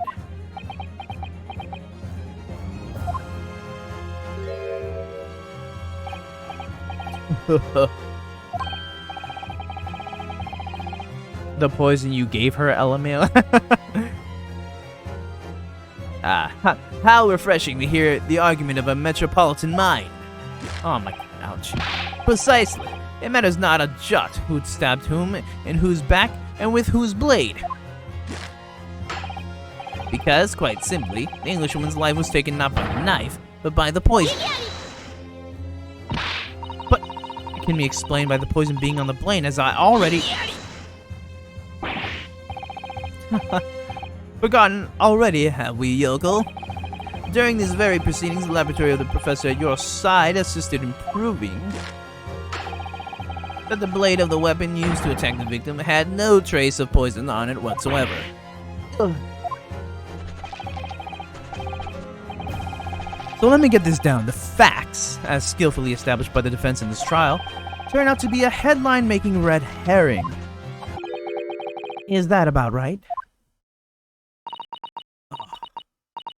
God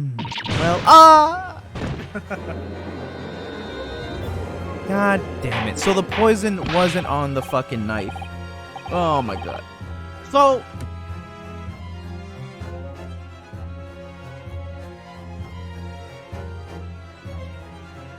Order. But where does this leave us? How, in that case, did the poison enter the victim's body? There is an undeniably and obvious answer to that. The lady most likely imbibed it. You mean she drank it? Why not just say that? Have another look at the photograph here. As you can see, a bottle of carbonated water and a glass had been knocked onto the sandy floor of the beach hut. The poison could have been slipped into either.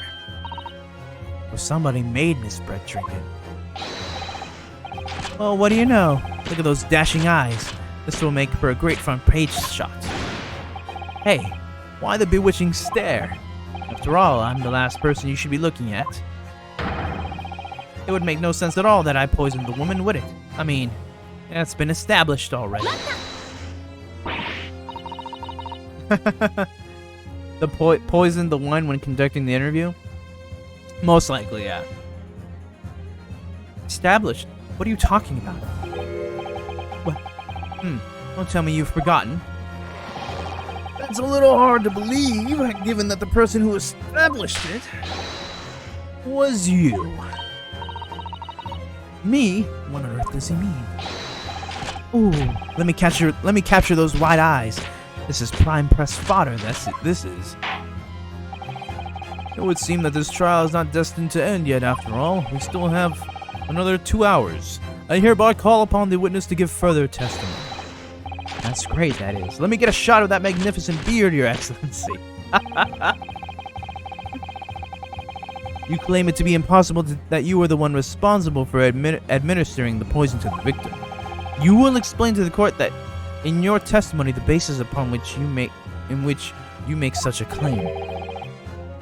I'm mature now and I'm a man. I never try to run or hide from anything in my life. And I'm not about to start now.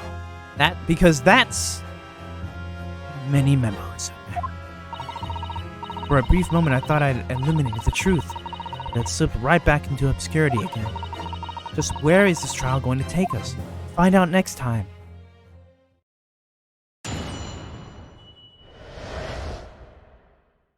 Complete innocence? Oh yes. I stabbed the Englishwoman, and it's that very fact that proves I'm innocent. Oh my god. You literally did though. So he's claiming that because he stabbed her, and because that wasn't the reason why she died. I mean, you still what? I mean, the logic is that the poison is what actually killed her, not the stab. But it's so obvious you trying to get out of this, bro. Because why would I have bothered to stab the woman if I'd already poisoned her? I mean, because you knew if he stabbed her, then doesn't that prove Ray is innocent? Exactly. And also, you knew the effects of the poison, that it has to go into to a wound. When I heard the student girl and that pompous English murderer arguing, it got my goat. If the courts weren't going to punish Brett for what she did, someone else would have to see justice done. Bro, you're not Batman, cuz. Chill. So, you admitted then that you purposely stabbed someone? That everything happened as I described? That you are the one who stabbed Miss Brett in the back through the read screen? You can blame this miserable country of ours. Damn. Bro, how can you blame Japan, bro? They have anime. Right? No. A country that bows to the pressure of foreign powers and lets murderers walk free. What kind of future can a country like that have? That's why I did it. I did what our pathetic leaders didn't have the guts to do. Slap bang in the middle of that charming lady's back. I plunged the blade of sweet justice right in there. Damn. Alright.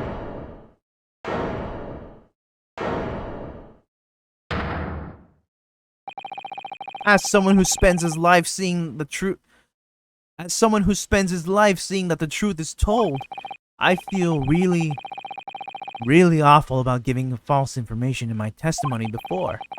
But as it turns out, there was somebody else who had it in for the victim and got it to her before me. That's right. You guessed it. That pretty little student girl. Now there's a woman after my own heart. I mean, she's underage, I think, bro. You're implicating Ray again. She's the one who gave the poison to the Englishwoman and ended her pitiful existence. And suddenly, snap. This journo hero is off the hook. The argument is sound and totally not trying to pin it on somebody else. If the witness had administered the poison himself, he'd only have waited for it to take effect. Subsequently stabbing the victim in the back would have been entirely nonsensical. But did we already forget the... Oh my god, he's going after Ray again. Did we already forget that the properties of this poison is that it has to enter a fucking wound, bruh?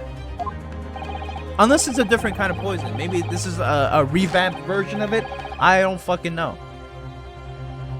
And therefore, this reporter had nothing to do with the poisoning. Yes, it's all quite logical. As long as I win and, you know, fuck the truth, I guess. That's right, it is. Logical and true. I'm glad you've all seen the light. Justice at last. Justice at last. This is unbelievable. And after I'd made so much progress in proving his guilt, is he going to get away with it now? Dad, help me out, because you've been helping me all this time. Ooh. That sounds like it hurt. Think of Kazuma-sama and Naruhodo-san. They never stopped looking for a way forward until the judge's final gavel. Oh shit, he just did it. The case is over. Very well then, counsel. Proceed with what I assume to be your final cross-examination in this trial. Yes, Your Excellency. Alright. Final cross-examination.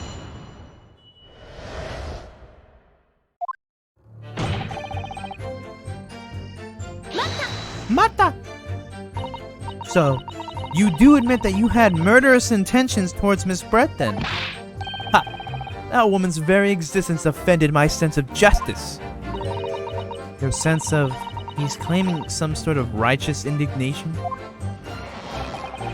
He was pure evil. A cold-blooded killer who committed murder right here on our empire's soil. But did our good-for-nothing government do anything? Not a chance. So I had to step in. Fly the flag of justice. Put things right for the people. Yes, it was my civic duty. That's what drove me to do it. So, in summary, murderous intentions. So, in other words, you fucking did it. Whatever you want to call it, the point is this. That English woman was a blight.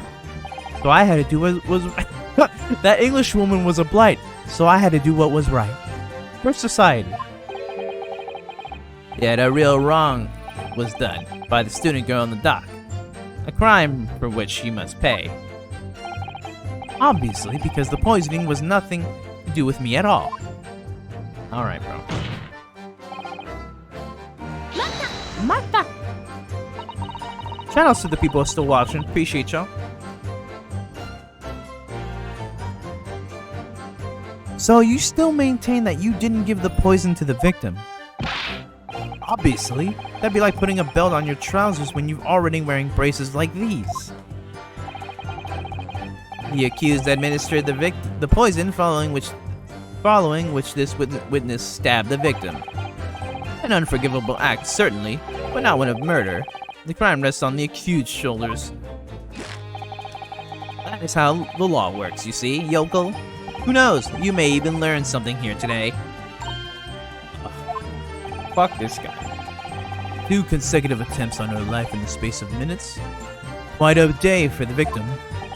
I mean, she was terrible. Do something that evil and you've got it coming. That's how the law works. The law of reckoning. That's not the kind of law this court upholds. You will reiterate why you were compelled to stab the victim then, witness. We've learned that you're a fucking idiot. They got my goat. What exactly were they arguing about? About what happened in that restaurant 9 months ago. That's right. The student girl was laying into the Englishwoman for killing her beloved mentor, Dr. Wilson. Yes, Dr. John H. Wilson. A professor of medicine, invited here from England by Professor Mikitoba, no less. Right. But the Englishwoman just jeered. Her case was to be heard by the British Consular Court in Shanghai. However, there is little doubt that she would have simply been acquitted and sent back to her homeland a free woman. It was eating that student girl up inside. You could see it. I really felt for her. Oh, shit. Your Honor, dismiss this case in part to the prosecution being extremely stupid. Your Honor, the prosecution is really, really dumb. Can we throw this case out, bro? I can't. Oh, shit. I can't stand here and listen to this tripe. Ray. Young girl, you stand accused here. You can't just blurt out whenever you feel like it. I mean, it is Ace Attorney, so you know it's gonna happen. No, you can't. Sorry, but I'm in the middle of some very important testimony here. Just keep quiet and listen. But this awful man is making all of this up. Susato, please. You have to make them listen. Oh, shit. She said her real name. Oh. Ray, what are you doing? I'm undercover right now? Your Honor, the defense declares shenanigans. Your Honor, the defense is claiming that the prosecution is engaging in some bamboozling. Some hoodwinkery. Return to the dock at once, Mimbabi-san. We are in the middle of a cross-examination. Mata! Your Excellency, please, I implore you. The journalist is clearly not a trustworthy witness. Exactly! He's a filthy, rotten, black-hearted, bigoted, dirty, great peeping Tom. Whoa, take it. He's like, alright, I don't know about all that. I mean, I stabbed someone, but I'm not all that. Whoa, take it easy there. Please, I really think the court should hear what the defendant has to say. Your Excellency, I see no need whatsoever to entertain the accused's remarks. I will grant the request of the defense. But, Your Excellency, this is likely to... Bro, this is likely to be the final cross-examination of these proceedings. As such, I believe it would be ill-advised to stifle the defendant's obvious concerns. So, whilst recognizing that this contravenes regular protocol, I hereby call upon the defendant to speak. Oh. Thank you so much, Your Excellency. Oh, nice. We were discussing the stolen poison.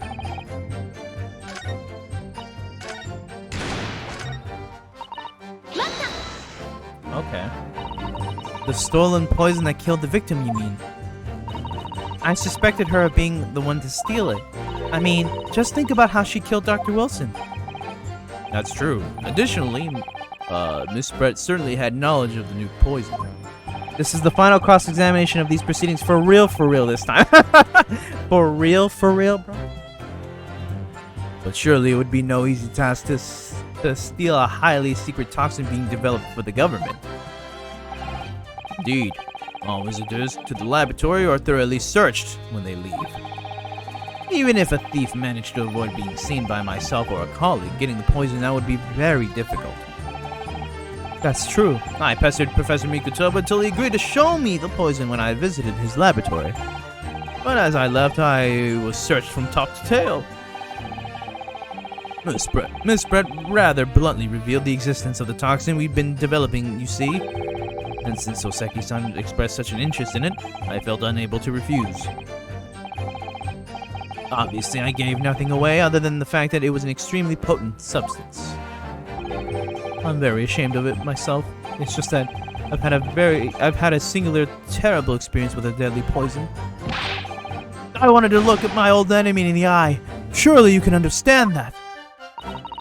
To find out that my suspicions were true, I confronted Miss Brett about the poison. I told her that if there were to be an incident involving it somehow, it wouldn't just be the university. The military would be dragged into it. The whole government even. It would be a complete disaster.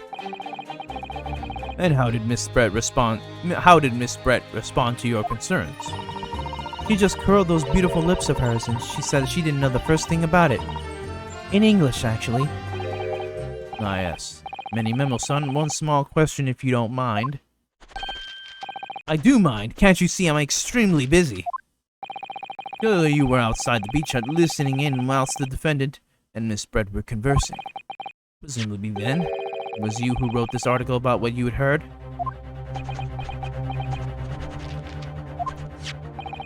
Exclusive! Deadly poison stolen from Yume Medical Research Laboratory. The story was published in this morning's edition of Shoyu News. This motherfucker can't understand English. The details are too accurate for it to have been written by anyone else. Oh, he's sweating. I'm sorry, I don't know what you're talking about. Yes, look at this. The entire article is almost what I said to Miss Brett word for word. You bilingual motherfucker. Well, Many Memo-san? As a journo and as a citizen of a free country, I don't reveal any of my sources. That's a founding principle of Many Memo-san. Many Momism. Father's clearly right about this. That reporter did write that article, and he based it on what he overheard from outside the hut. So, that's what it was all about. You were trying to cover up the fact that you were listening in. That's why you came up with that stinking story about me arguing with her. Shut up! My stories never stink. Look, whatever you say, little girl, it doesn't alter the facts. Your Excellency, there's something I want to say, and I wanted to go on record. Just found out Ray is in fact not legal. Fuck. Yeah, she's not legal.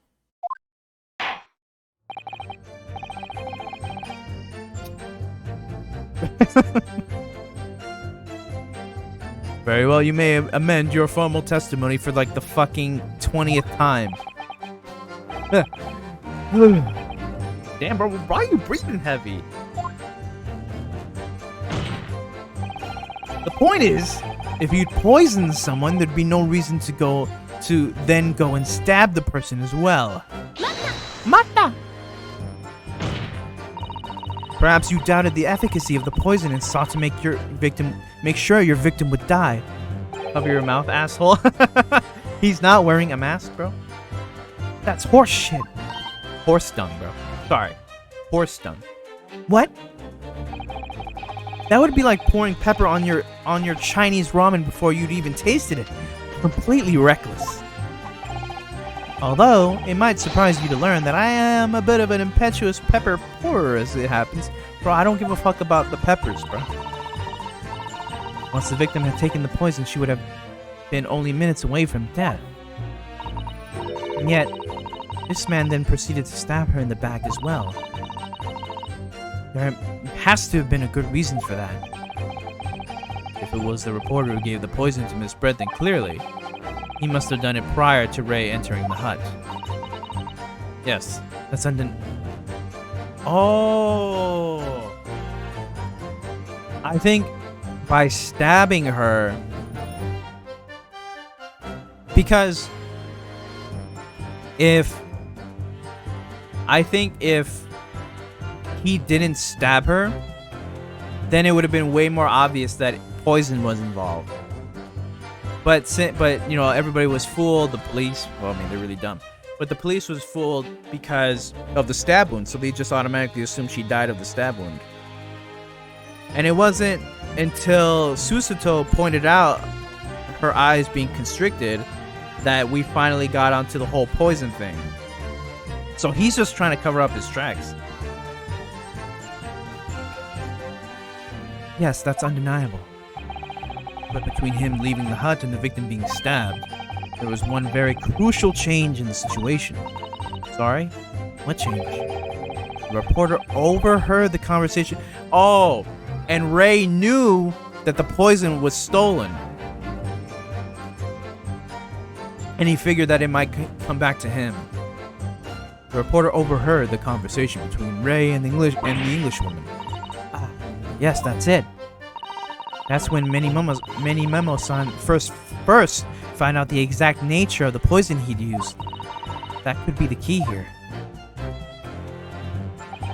If the victim had unwittingly taken the poison already, the reporter would have had no reason to stab her. On the face of it, the logic sounds entirely reasonable. But there's no question that this man was responsible for Miss Brett's murder. If we could think of a plausible explanation as to why he might have stabbed her even after the poisoning, I feel sure that everything would drop into place. That's what we should be looking for. Yes, I agree. And in order to do that, I must try to glean more information.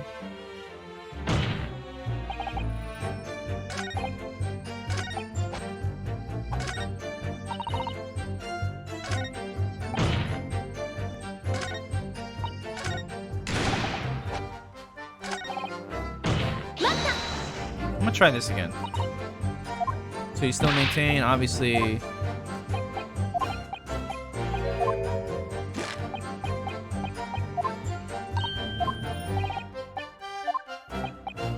Okay.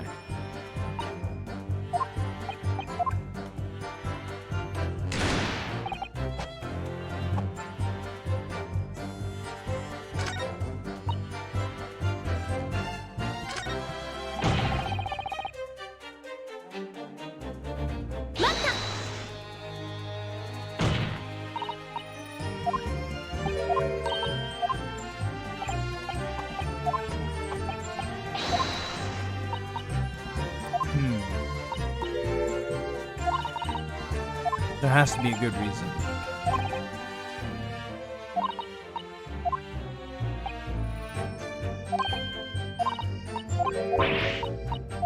Okay, so you overheard it.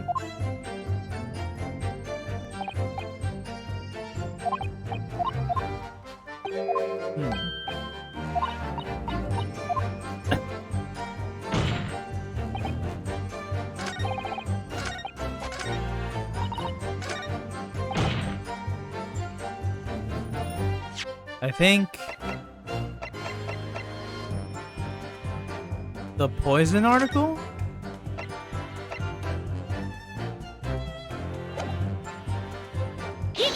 Let's go!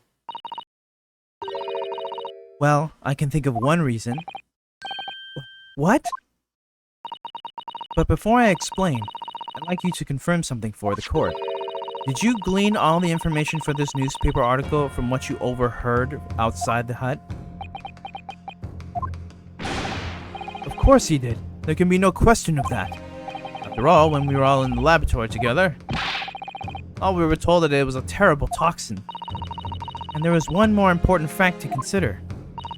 According to the witness, Membami-san's verbal attack against the victim began as soon as she entered the hut.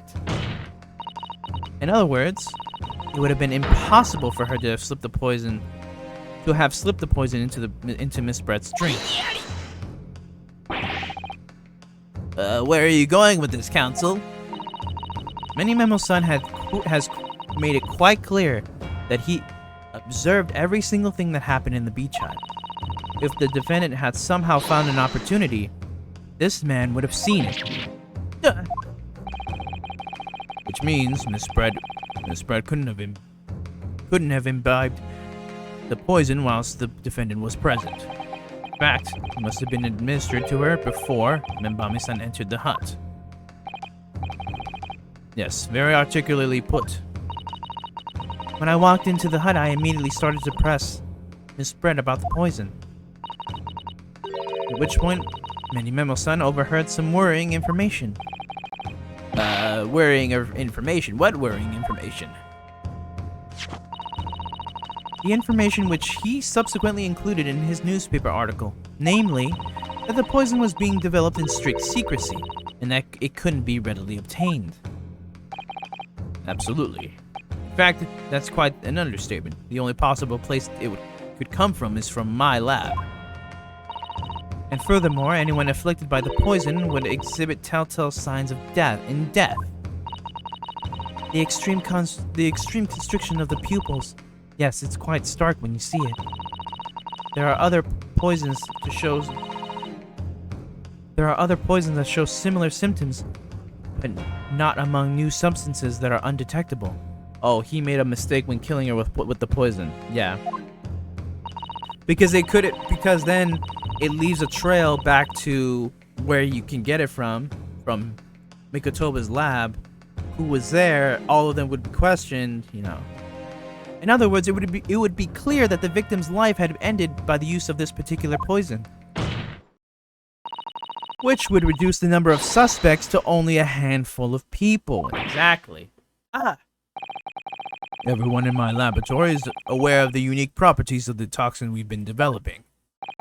None of them would be foolish enough to attempt to use it for some nefarious deed. Membami-san being no exception. Therefore, we can conclude that whoever administered this unique poison to the victim was a layperson, unaware of its telltale properties.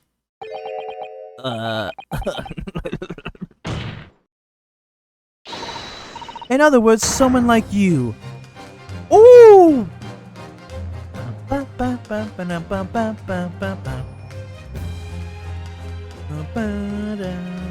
The pursuit theme, baby! In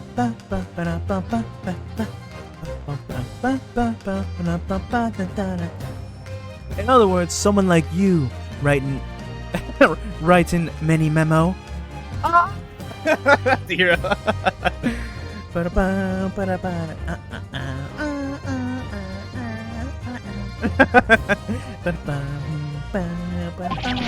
Yeah.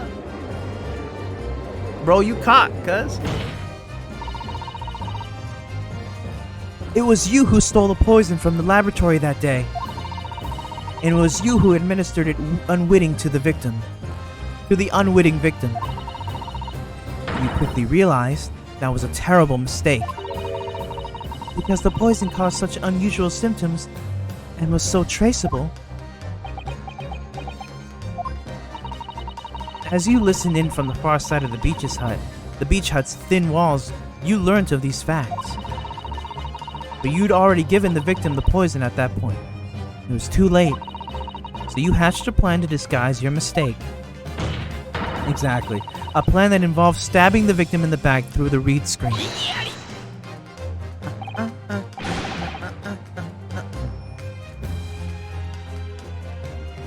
But what good could that possibly do? Oh, I forgot to read it like him.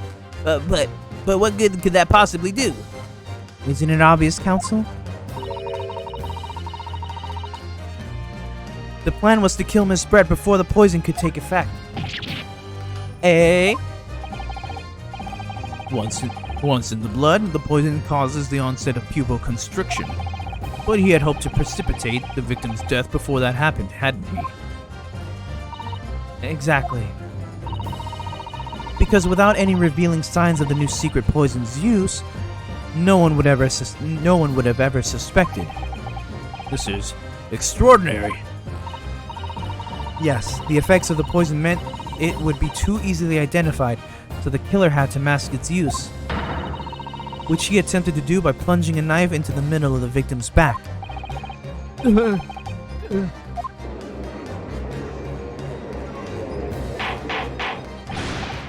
Order!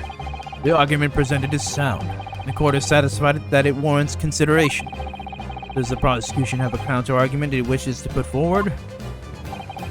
You know, there are a number of, yes, I counter completely. God. The prosecution's evasive response clearly shows that in much the same way he nurtures the remnants of his top knot, he is clinging to lost hope. Lost hope! Ouchie wasn't even paying attention. He's like, yeah, I definitely counter it. He wasn't even paying attention. Oh, shit, what's up? Don't disrespect your hat. You pathetic, useless, fallen samurai. Fallen? Who are you calling fallen? My burgeoning girl. I don't need a counter-argument. Damn, he a supervillain now. What are you talking about? Oh, shit.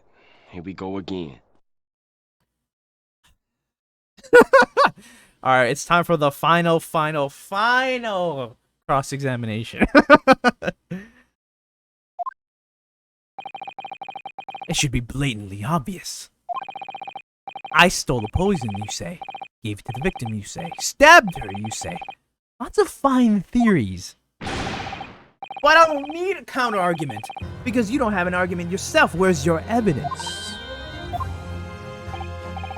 Yes, you make it all sound so plausible, don't you? But without evidence, it means nothing. Whereas I base my news on facts. Facts? What do you mean? Explain yourself. I mean, what the professor said earlier in this trial. It's all here. In my many memos, every word, every slip of the tongue, all noted. That's what the Shoyu News is famous for. It's the power of the printed word. It'll surely be no easy task to steal a highly secret toxin being developed for the government. Indeed, all visitors to the laboratory are thoroughly searched. Fuck! God damn it. I knew when he said that, I'm like, God, this is gonna be a point of contention. He's gonna use this as a way to escape and be like, well, I mean, I was searched, so how could I have the poison? I feel like I should be paid irreparable damages. Even if a thief managed to avoid being seen by myself or a colleague, getting the poison out would be very difficult. God damn it. How's that then? Blown the story wide open? See, I, written many memo, a mere reporter from the Shoyu News, couldn't possibly have stolen that poison from the professor's laboratory. This dude probably filled his pen with the poison or something like that. Yeah, honestly, I'm thinking the same thing. Because that's the thing, if he was thoroughly searched, he had to have hidden it in something that they wouldn't go inside the pen and check. I mean, they're not doing that. They're just looking to see if you have any obvious bottles of it. So he probably hid it in his fucking pen, to be honest. But there can't be any question of it. He must have stolen the poison that day. He stole it and used it to kill. And if that's the case, as you've identified, the poison itself is the definitive evidence we need.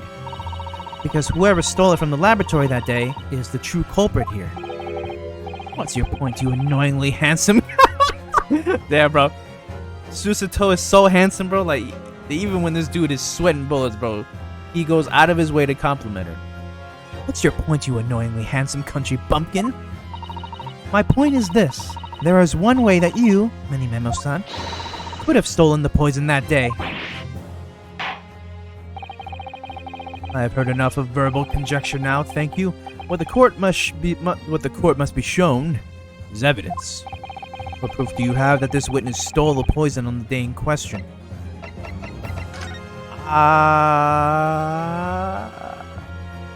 I want to present the pen.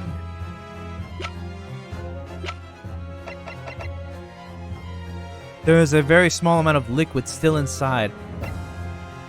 But I know at some point we have to present this pen again. But I don't know if it's now, though. Because he's asking proof that the witness stole the poison on the day in question. I'm gonna try the pen and see where that goes. Right? Proof, Your Excellency. Yes! Let's go! Is this fountain pen?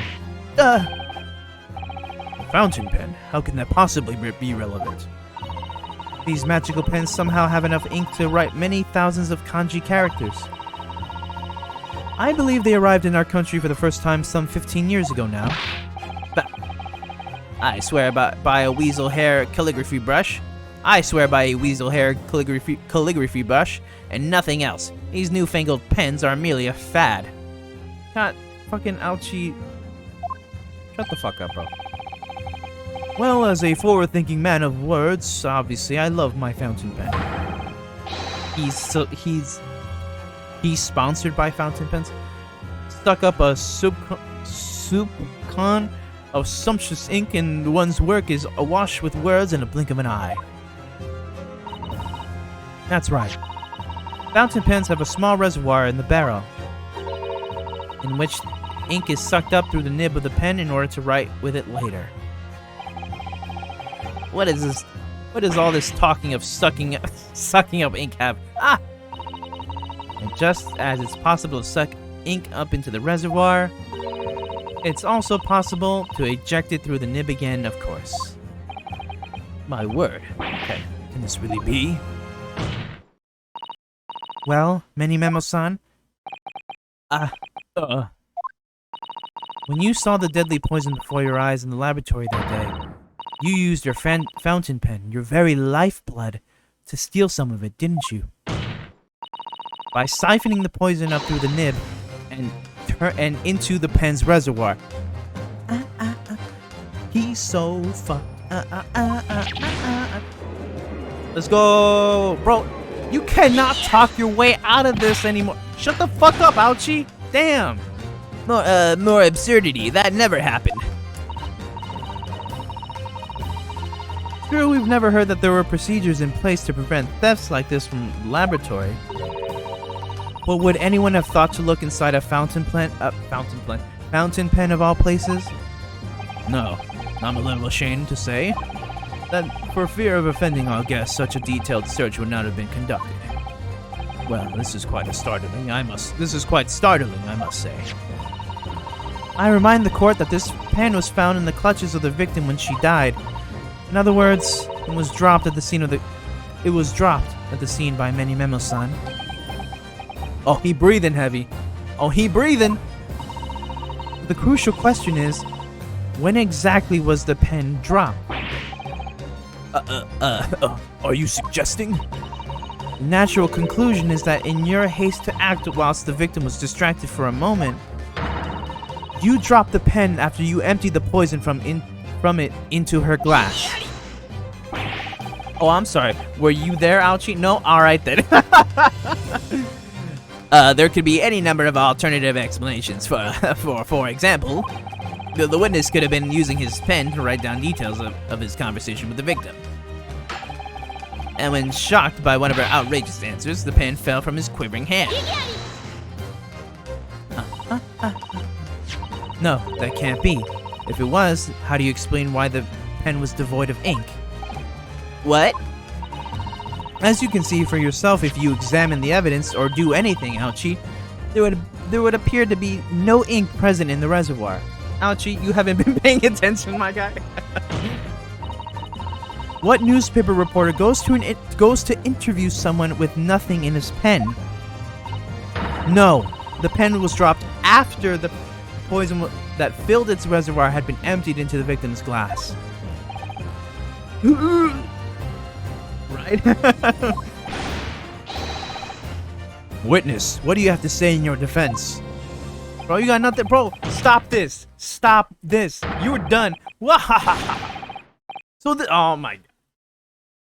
So this is how our modern justice system works, is it? So what if the ink in my pen runs dry? So what if my pencil snaps? Damn, okay, you Wolverine now? I can always claw my way back into the game. I have plenty in reserve. Give up. Oh shit, what the fuck? Oh shit, what's up? You claim What did you say before? Oh, he screamed. Give up, dude. You claim I sucked the poison up into my pen? That's wild speculation, nothing more. If you thought you could bring down a fine, upstanding citizen with a trick like that, think again. Looks as though it's going to take one... God! Alright. Oh, shit. Here we go again. It looks as though it's going to take one final, decisive, final, for real, decisive blow to finish this matter. As I see it, the situation now is very simple. It rests upon whether or not this witness did indeed steal the poison on the day in question. And therefore, it all depends on whether or not the defense can prove that he did it with evidence. No such evidence could possibly exist. Ooh, I didn't even have to do it, she did it herself. Many Memo-san, this is how our modern justice system works. What? Nani? In the courtroom, evidence is everything. Except a fiend trick. Something you would do well to remember. Because we are well past the point of speculation at this stage, I assure you.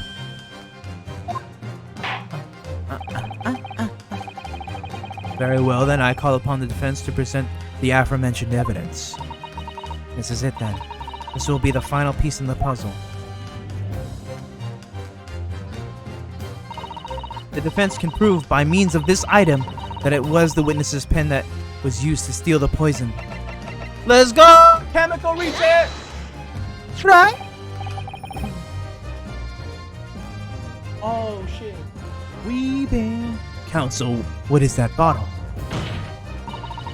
This bottle contains the unique chemical reagent that can identify the poison in question.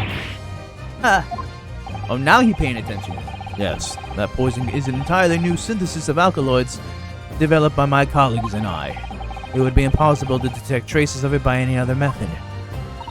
Or, from another perspective, expose his ass, let's fucking get it. Simply with this chemical reagent, anybody at all could check for traces of the poison. A reagent? What?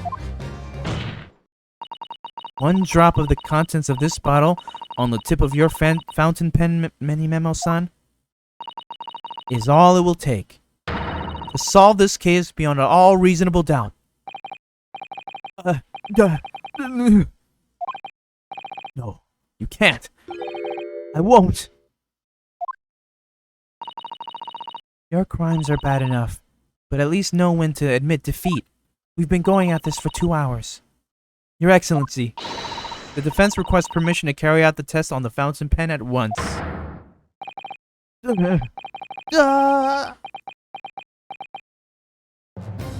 Oh shit! Oh!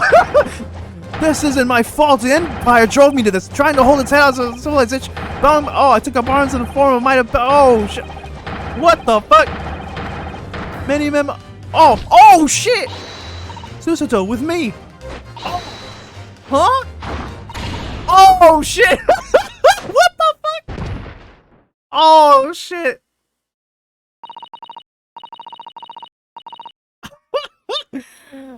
Oh, what's up, Fire Blast? Get this motherfucker. Let's get it when I'm on break at work. Oh, nice, bro. Did I do it right? That was the Susato takedown, wasn't it? Not quite. That was a Ryotaro takedown. Bruh. Bro, they fucking threw his ass, bruh. The instant the first drop of the regent touched the nib of the fountain pen, it was clear to everyone present.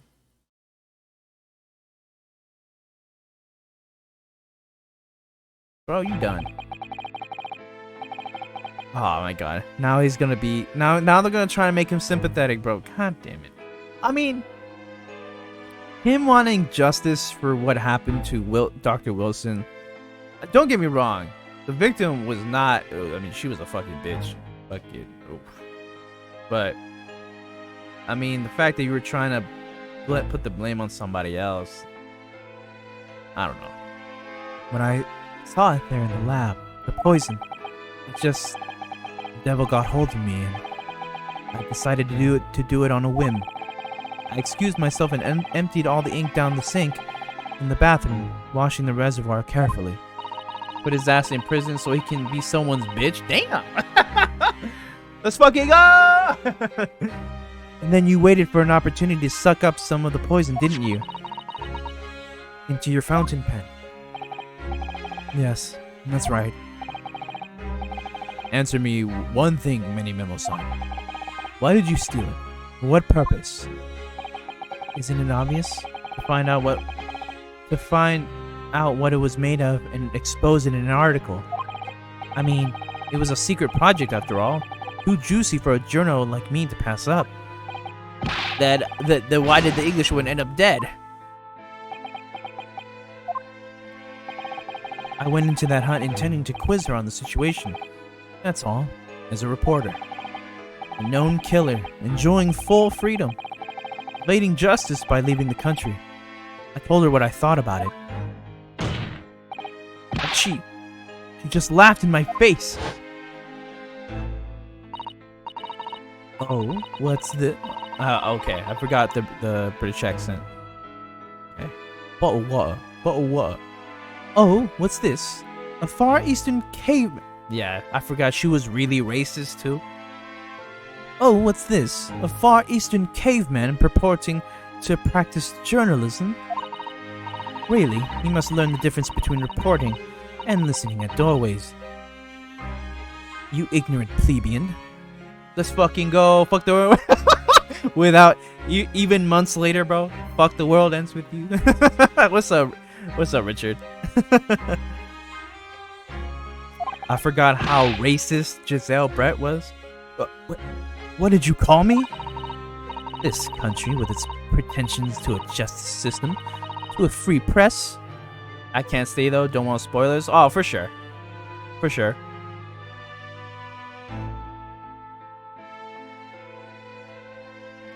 I lost the accent. But what? But what? This free country, with its pretensions to a justice system, to a free press, it's really very depressing.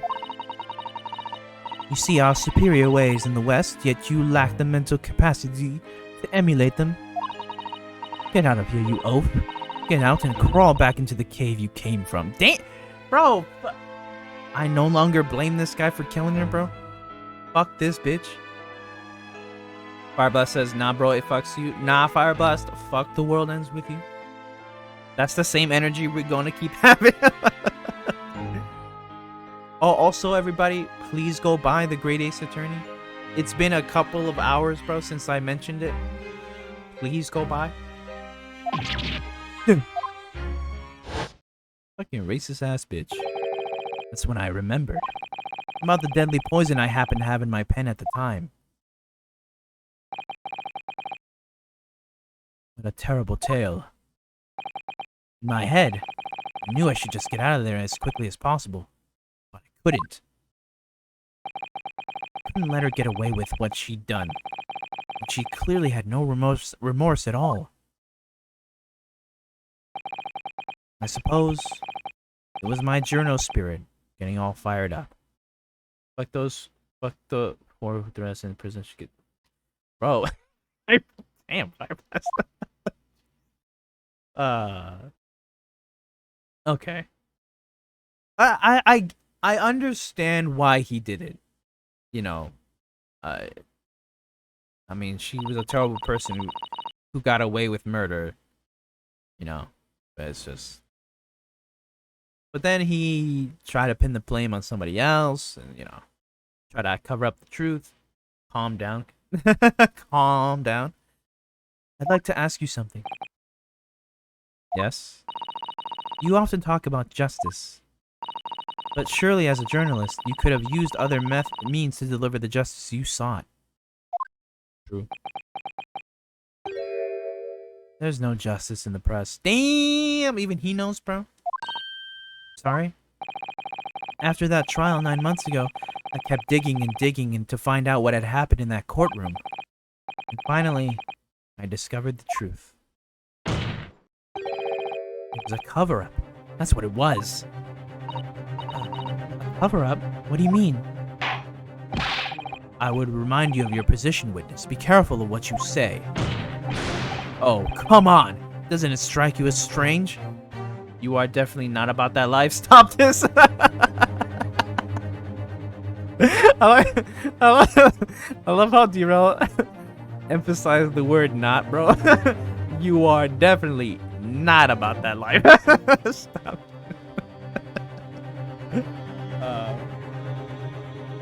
Oh, come on. Doesn't it strike you as strange? We're suddenly not allowed to convict a foreign national? Consular jurisdiction should never come into it.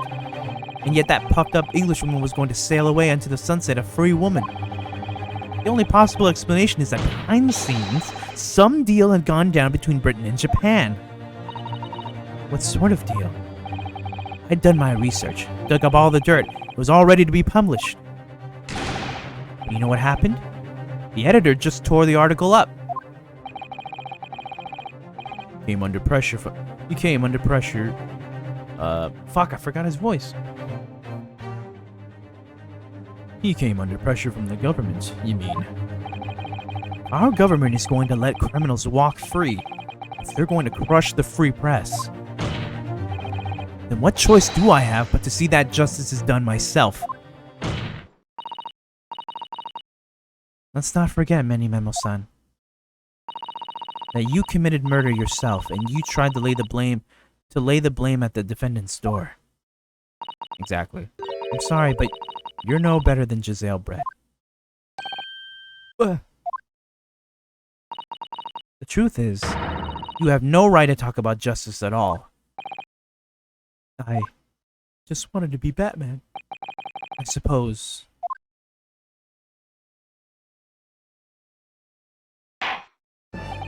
Whew. It would appear that we have reached a conclusion in this trial at last. Counsel for the defense, Ryotaro Naruhodo. Oh! Yes, sorry, Your Excellency, just musing in a manly way here. It's almost unbelievable that this is your first experience of the Supreme Court. It was an excellent performance. In truth, it very much reminded me of your cousin's exploits. Oh, Naruhodo, Ryunosuke, you mean? The way he handled the trial 9 months ago and the way you handled this one.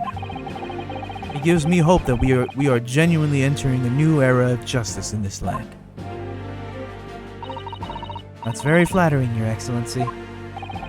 Hearing the defense you put forward today made me feel most keenly that the future of our justice system will be forged by you and your contemporaries. Thank you.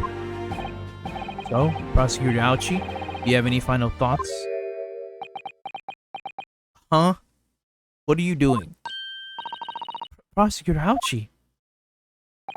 I, Taketsuchi of the Aochi clan, have been bested by a callow youth, not once now, but twice.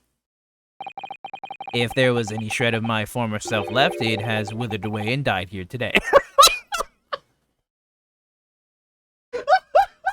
What the fuck? What the fuck? Oh. Yo. Oh, shit.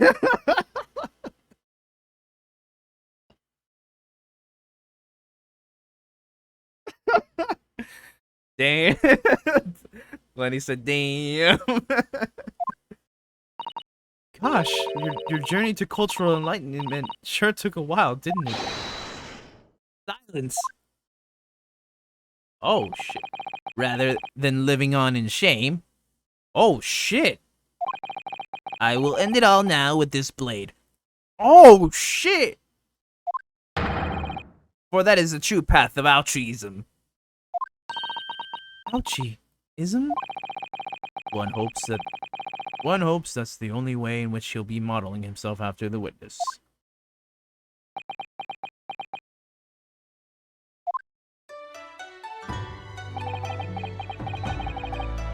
Sprig of my top knot, the time is right for farewell. Hope is lost forever.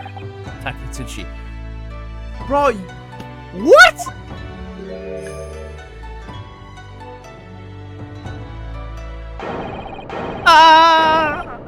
Bro, they really playing the sad. They were really playing the sad music. I thought this man was really about to kill himself.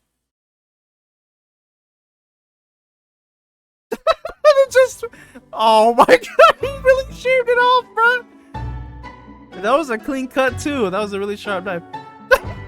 Fucking praying for it. And like, hey, bro, let's just arc my condolences, bro. bro, I forgot he was even part of this case. What? What the fuck? Yo, there's no fucking way.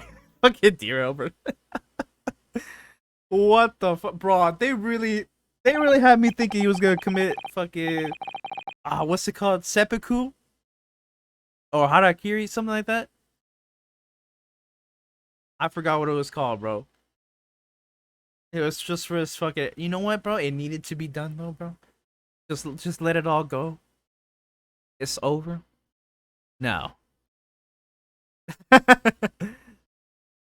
Now, in regard to the defendant, Rei Minbami-san. Yes, Your Excellency. I have reached my final verdict. I hereby find you not guilty. Hey, the flower petals, baby! Let's go.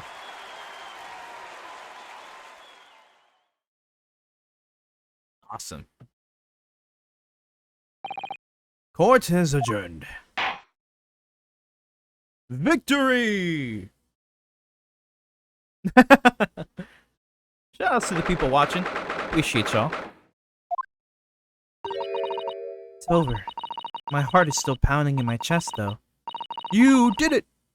It's all I can do just to stay standing. Lawyers have such great responsibility. Such a great burden to bear. Don't they, Naruto-san?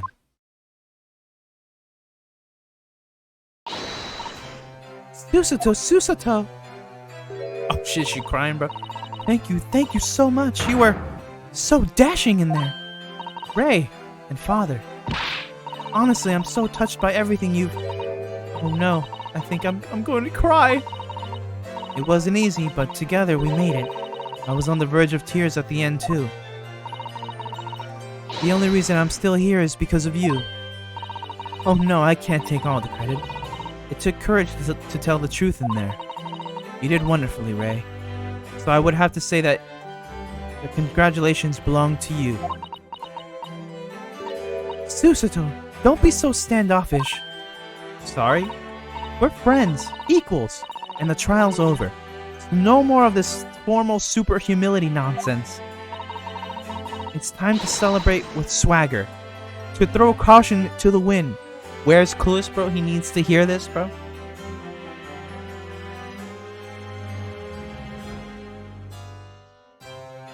Friend zoned. Clueless needs to learn not to be so humble, bro. He is a god at everything, bro. George, legal pimp. I still haven't forgotten Clueless, bro.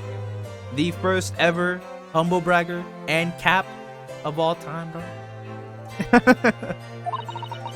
Caution to the... What? I'm the great defense lawyer, Ryotaro Naruhodo, and I'm going And I'm taking you out to a milk... What? What? What? And I'm taking you out to a milk bar tomorrow. Oh my god.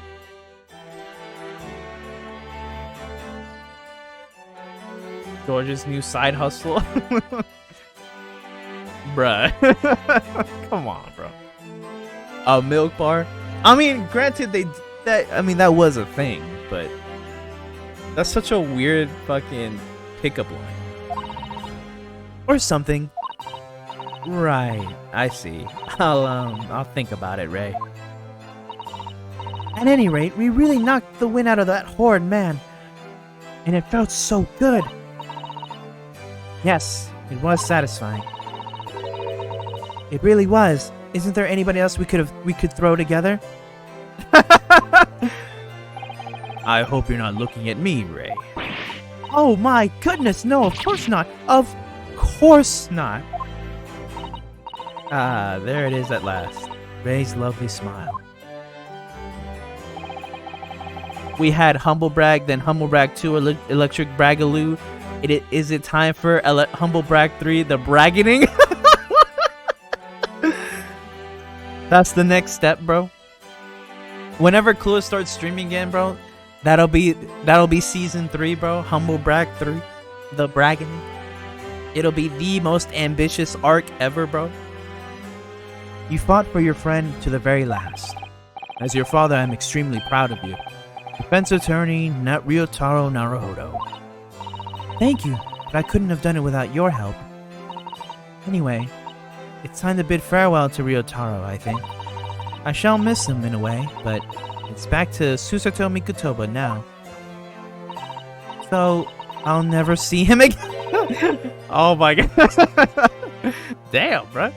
I'll never see him again then? What a terrible shame. What? Is that Soseki? I know it. What is happening? Soseki-san and Inspector Hosonaga, I do hope you've been keeping well. Is that really you? Yes, I had to change my appearance for, well, obvious reasons, I hope. But it's me, Susato Mikutoba. I don't. Oh, dashing. So divine. No! Totally dashing. Yes, and devilishly divine. Just look at you. I had no idea, Miss Susato-san Esquires, that you were locum student Naruhodo-san Esquire's cousin.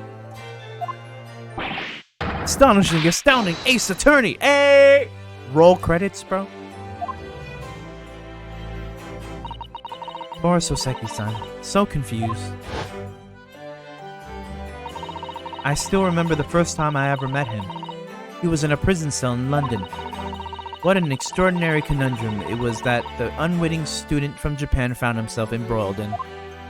He said the thing! But after Naruhodo-san's skillful defense at the Old Bailey, Soseki-san was free to return to Japan. He said the name of the game, we can wrap it up. And now he seems to have earned himself a great fame as an author. You know what's so great about this game? Like, I like the fact that they got actual people from history in it. Like, Soseki-san, Soseki Natsumi is an actual author that did go to Britain to study abroad. I like that they brought that kind of like realism into this game.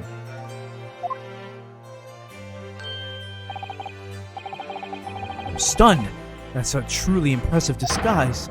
Even I had no idea. And I'm a chief inspector at the police bureau. Who came up with Mr. Turtle, no less? I'm not sure you should be admitting to that, Inspector. Amazing. And he's still bleeding, bro? Bro, how is he not dead? Bro, he has been bleeding for a year now. Amazing. You're a woman of many faces, I see. Just two, really. And this was a once-in-a-lifetime event. I hope. Unless there's a third game. Or there's another case where we have to do this again. Well, I'm not a patch on you, though, Inspector. Well, I am a professional, of course. I do worry about Inspector Hosonaga sometimes. I really do. He keeps coughing and does not get it checked out. 9 months ago, when he appeared here at the Supreme Court to testify, he was undercover, disguised as the head waiter of a restaurant. And then he got fucked up by sailors in the second case. And then on the steamship to Great Britain, of course, disguised as a sailor to keep us safe on the journey. And then Asogi died. Though, that didn't help you, did it? Kazuma-sama. From my perspective, I have to admit that I have mixed feelings about all this. I mean, now the truth has been lost forever. What do you mean? I'm talking about the murder that the Englishwoman committed at the end of last year. Yes.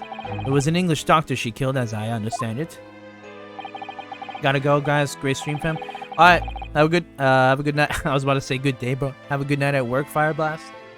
Appreciate you stopping by. Dr. John Wilson. John H. Wilson, yes. The man I invited to Japan personally. The mystery is, why did she kill him?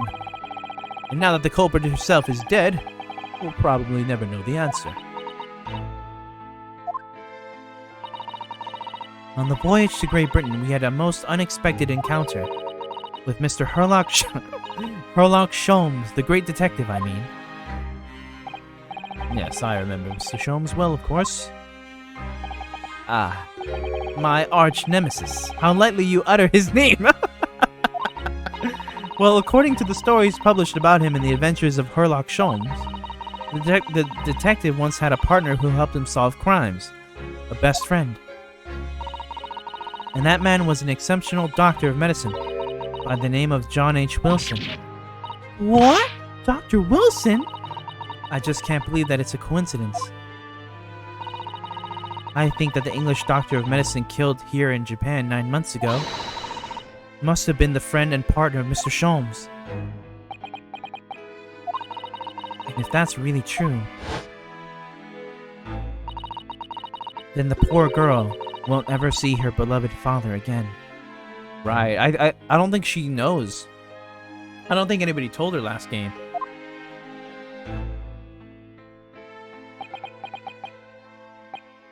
As you know, I traveled to Great Britain once myself to study. It was around the time you were born.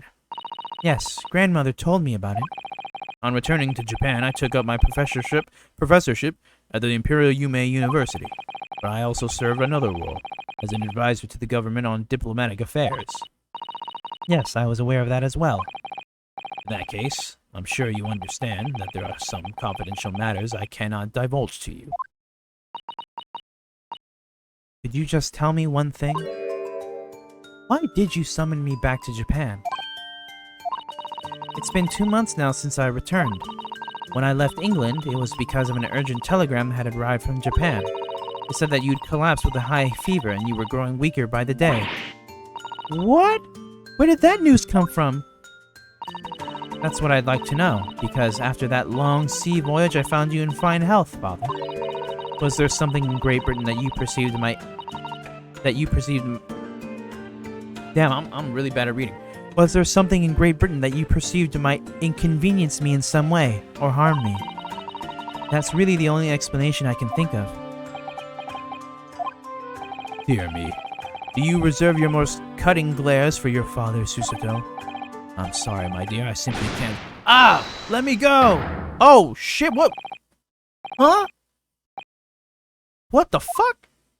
You should be in custody, sir. Memo-san. So, one throw wasn't enough for you. I've got one last thing to say before they take me away. Professor! Me? I know the truth. I know you had a hand in what went on in that visiting student's fate. Visiting student? Giselle Brett, you mean? No, not her. The student of law who left for Great Britain 8 months ago. What? Student of law? He must mean Azuma-sama. What are you talking about? What does any of this have to do with Kazuma-sama? Nobody here in Japan knows anything about it. They don't know that the guy never made it to England. that he died on that steamship, and that he'll never... oh, shit. Huh? The judge? Yo! The judge, bro? Bro! What the fuck? Well, I didn't expect to find him in here. What were you officers playing at? Terribly sorry, Your Excellency.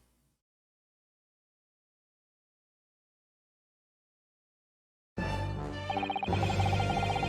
was coming to tell you that the rickshaw has arrived, Eugene, and it's a good job I came by. Yes, thank you for dealing with him, and I'll be there shortly. Oh, Your Excellency. Ha ha ha ha. The trial's over. I'm not Your Excellency anymore. Merely your father's friend. Oh, I don't think we ever found out his name before. Merely your father's friend, Seshiro Jikoku. And may I say that since I saw you last, you seem to have taken on a more dashing appearance, Susato. Did you know all along from the start of the trial? A judge sees everything, Susato. I couldn't let you take the risk. If Seshiro hadn't known, then he'd recognize you. So I had a word in his ear beforehand, as an old friend. So Seshiro, shall we? Yes. Having ruled on that case, we now have various diplomatic issues to address. Before you go, Father. Sorry, my dear. We shall have to return to our earlier conversation at a later date. But well done again, both of you. You did admirably. Oh, thank you very much. What did you think of my Seshiro sling, eh? It's been a while since I sent a man flying like that.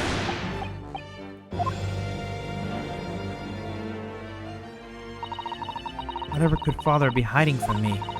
About Giselle Brett? About Dr. Wilson? Now it seems, according to the reporter, Kazuma-sama. I'm going to have to bring this up with Father sometime, when nobody else is around.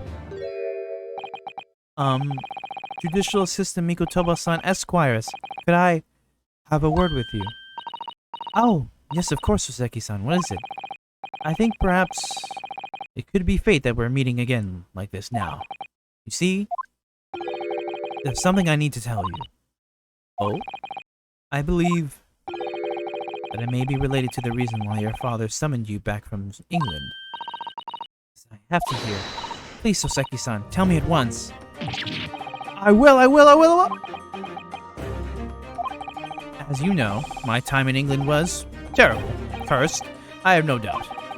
Such awful things I was embroiled in. Thank goodness locum student Naruhodo-san Esquire stepped in. After he secured my freedom, I couldn't wait to get on a ship back here to my homeland. Having arrived in Japan, I submitted a report about my experiences to the Ministry of Foreign Affairs. The next thing I knew, I had a visitor. It was your father, Professor Mikotoba. Wanted to ask me all sorts of things about my report. Father? He seemed to be especially taken with a particular part of the report. Anyway, he left eventually, having thoroughly quizzed me. But it was the very next day that he sent the telegram to you asking you to return to Japan. What was it then? The particular part where my father was interested in. I don't really know exactly. But do you remember them? Those two terrible cases I was caught up in? Of course. I could never forget 2 cases. Your father seemed to concern himself mainly with the second case. Second one? You mean one Mr. Sholmes forbade any of us to talk about in public?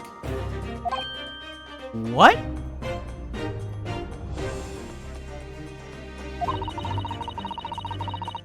Which is why the only case involving you that any member of the public is aware of is the first. Us what? Well, I don't care. I don't have to listen to what that dastardly detective says. Anyway, the point is, it seems that case somehow holds the key to all of these curious unanswered questions. That horrific, hideous, heinous case. The case of the haunted lodgings. There was a secret case? That case somehow caused my father to summon me urgently back to Japan. I thought that whole business was over, but it seems I was wrong.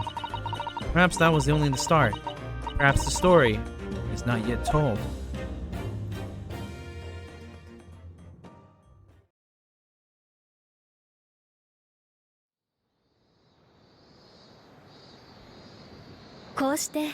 Oh shit. So the mystery of the Englishwoman's death is solved, thank goodness. And having stood in the Supreme Court now, I think I can comprehend a little better how you must be feeling as you fight for your people's freedom in a foreign land, Naruhodo-san.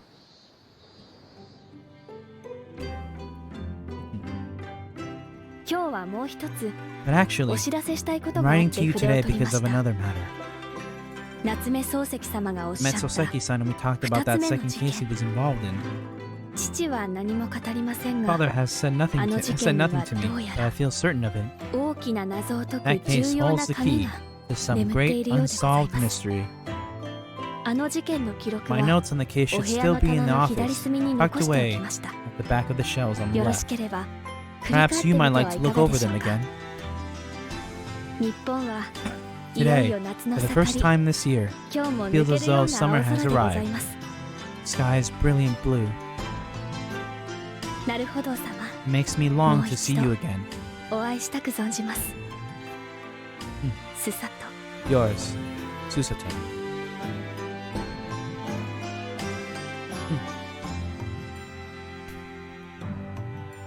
Ah, man. Game is so good. So, I guess in the next one, we're going to be doing that secret case involving Soseki. Susato's success. Save your current progress? Yes.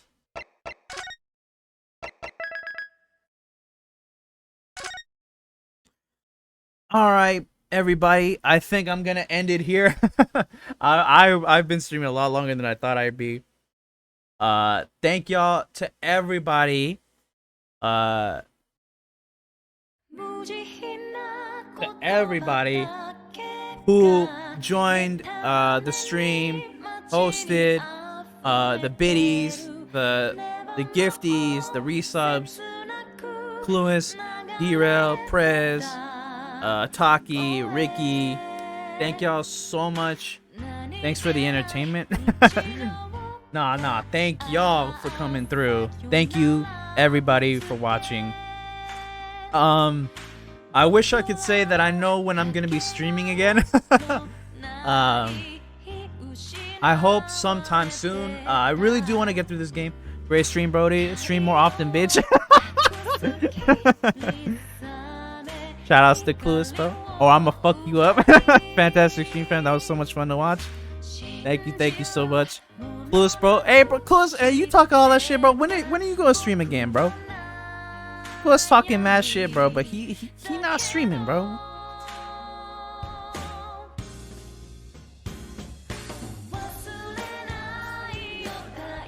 Cluis keeps talking about coming to. Hey, bro, this ain't about me, bro. Hey, bro, we not talking about me. Cluis always talks about coming to LA, bro. Hey, bro, I'm gonna come to Colorado, bro. What's up? I'm gonna fly first class, bro. I'm showing up to Colorado, bro.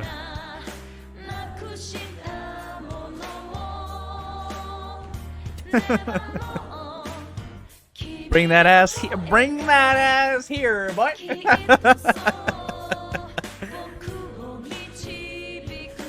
I'ma spend vacation days to come beat your ass, bro. Like, oh shit, where you going? Colorado, bro? Why? I have to square up, bro. It's like George is like pull up beach. No, I honestly, bro, I wish I could stream more often, bro, or that I have like the energy to do so. I'm not saying like I'm like incredibly busy all the time, but I mean, if you honestly want to come visit, we got room for you, bro. Hey, bro, facts. I really do want to go to Colorado one day, bro. Just to see y'all, man. Cause it's been a couple of years we have not seen each other, bro. We gotta see it.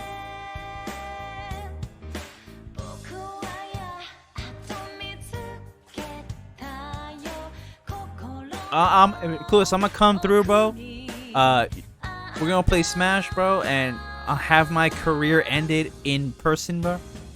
That's the only requirement I need, bro, to have my career completely ended, bro. We gotta do it in person, bro.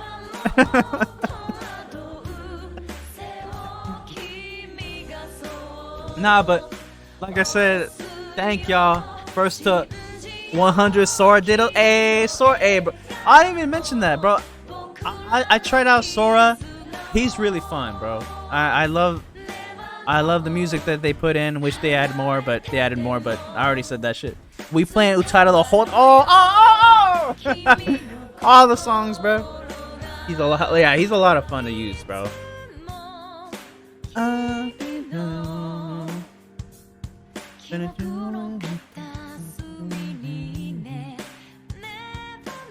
Oh, he's hell of a lot of fun, bro. Alright, bro. We definitely gotta play one day, Clueless. We gotta play Smash, bro. But anyways, I got off track, bro. I don't know when I'm gonna be streaming next. Hopefully, more consistently. Maybe next week. We'll see. I'll keep y'all posted. Usually on my Twitter at GeorgeAlamia1. And hopefully y'all continue to like the content. If you're watching this on YouTube, sorry for the for the long in between episodes. And I mean, yeah, bro. Honestly, like,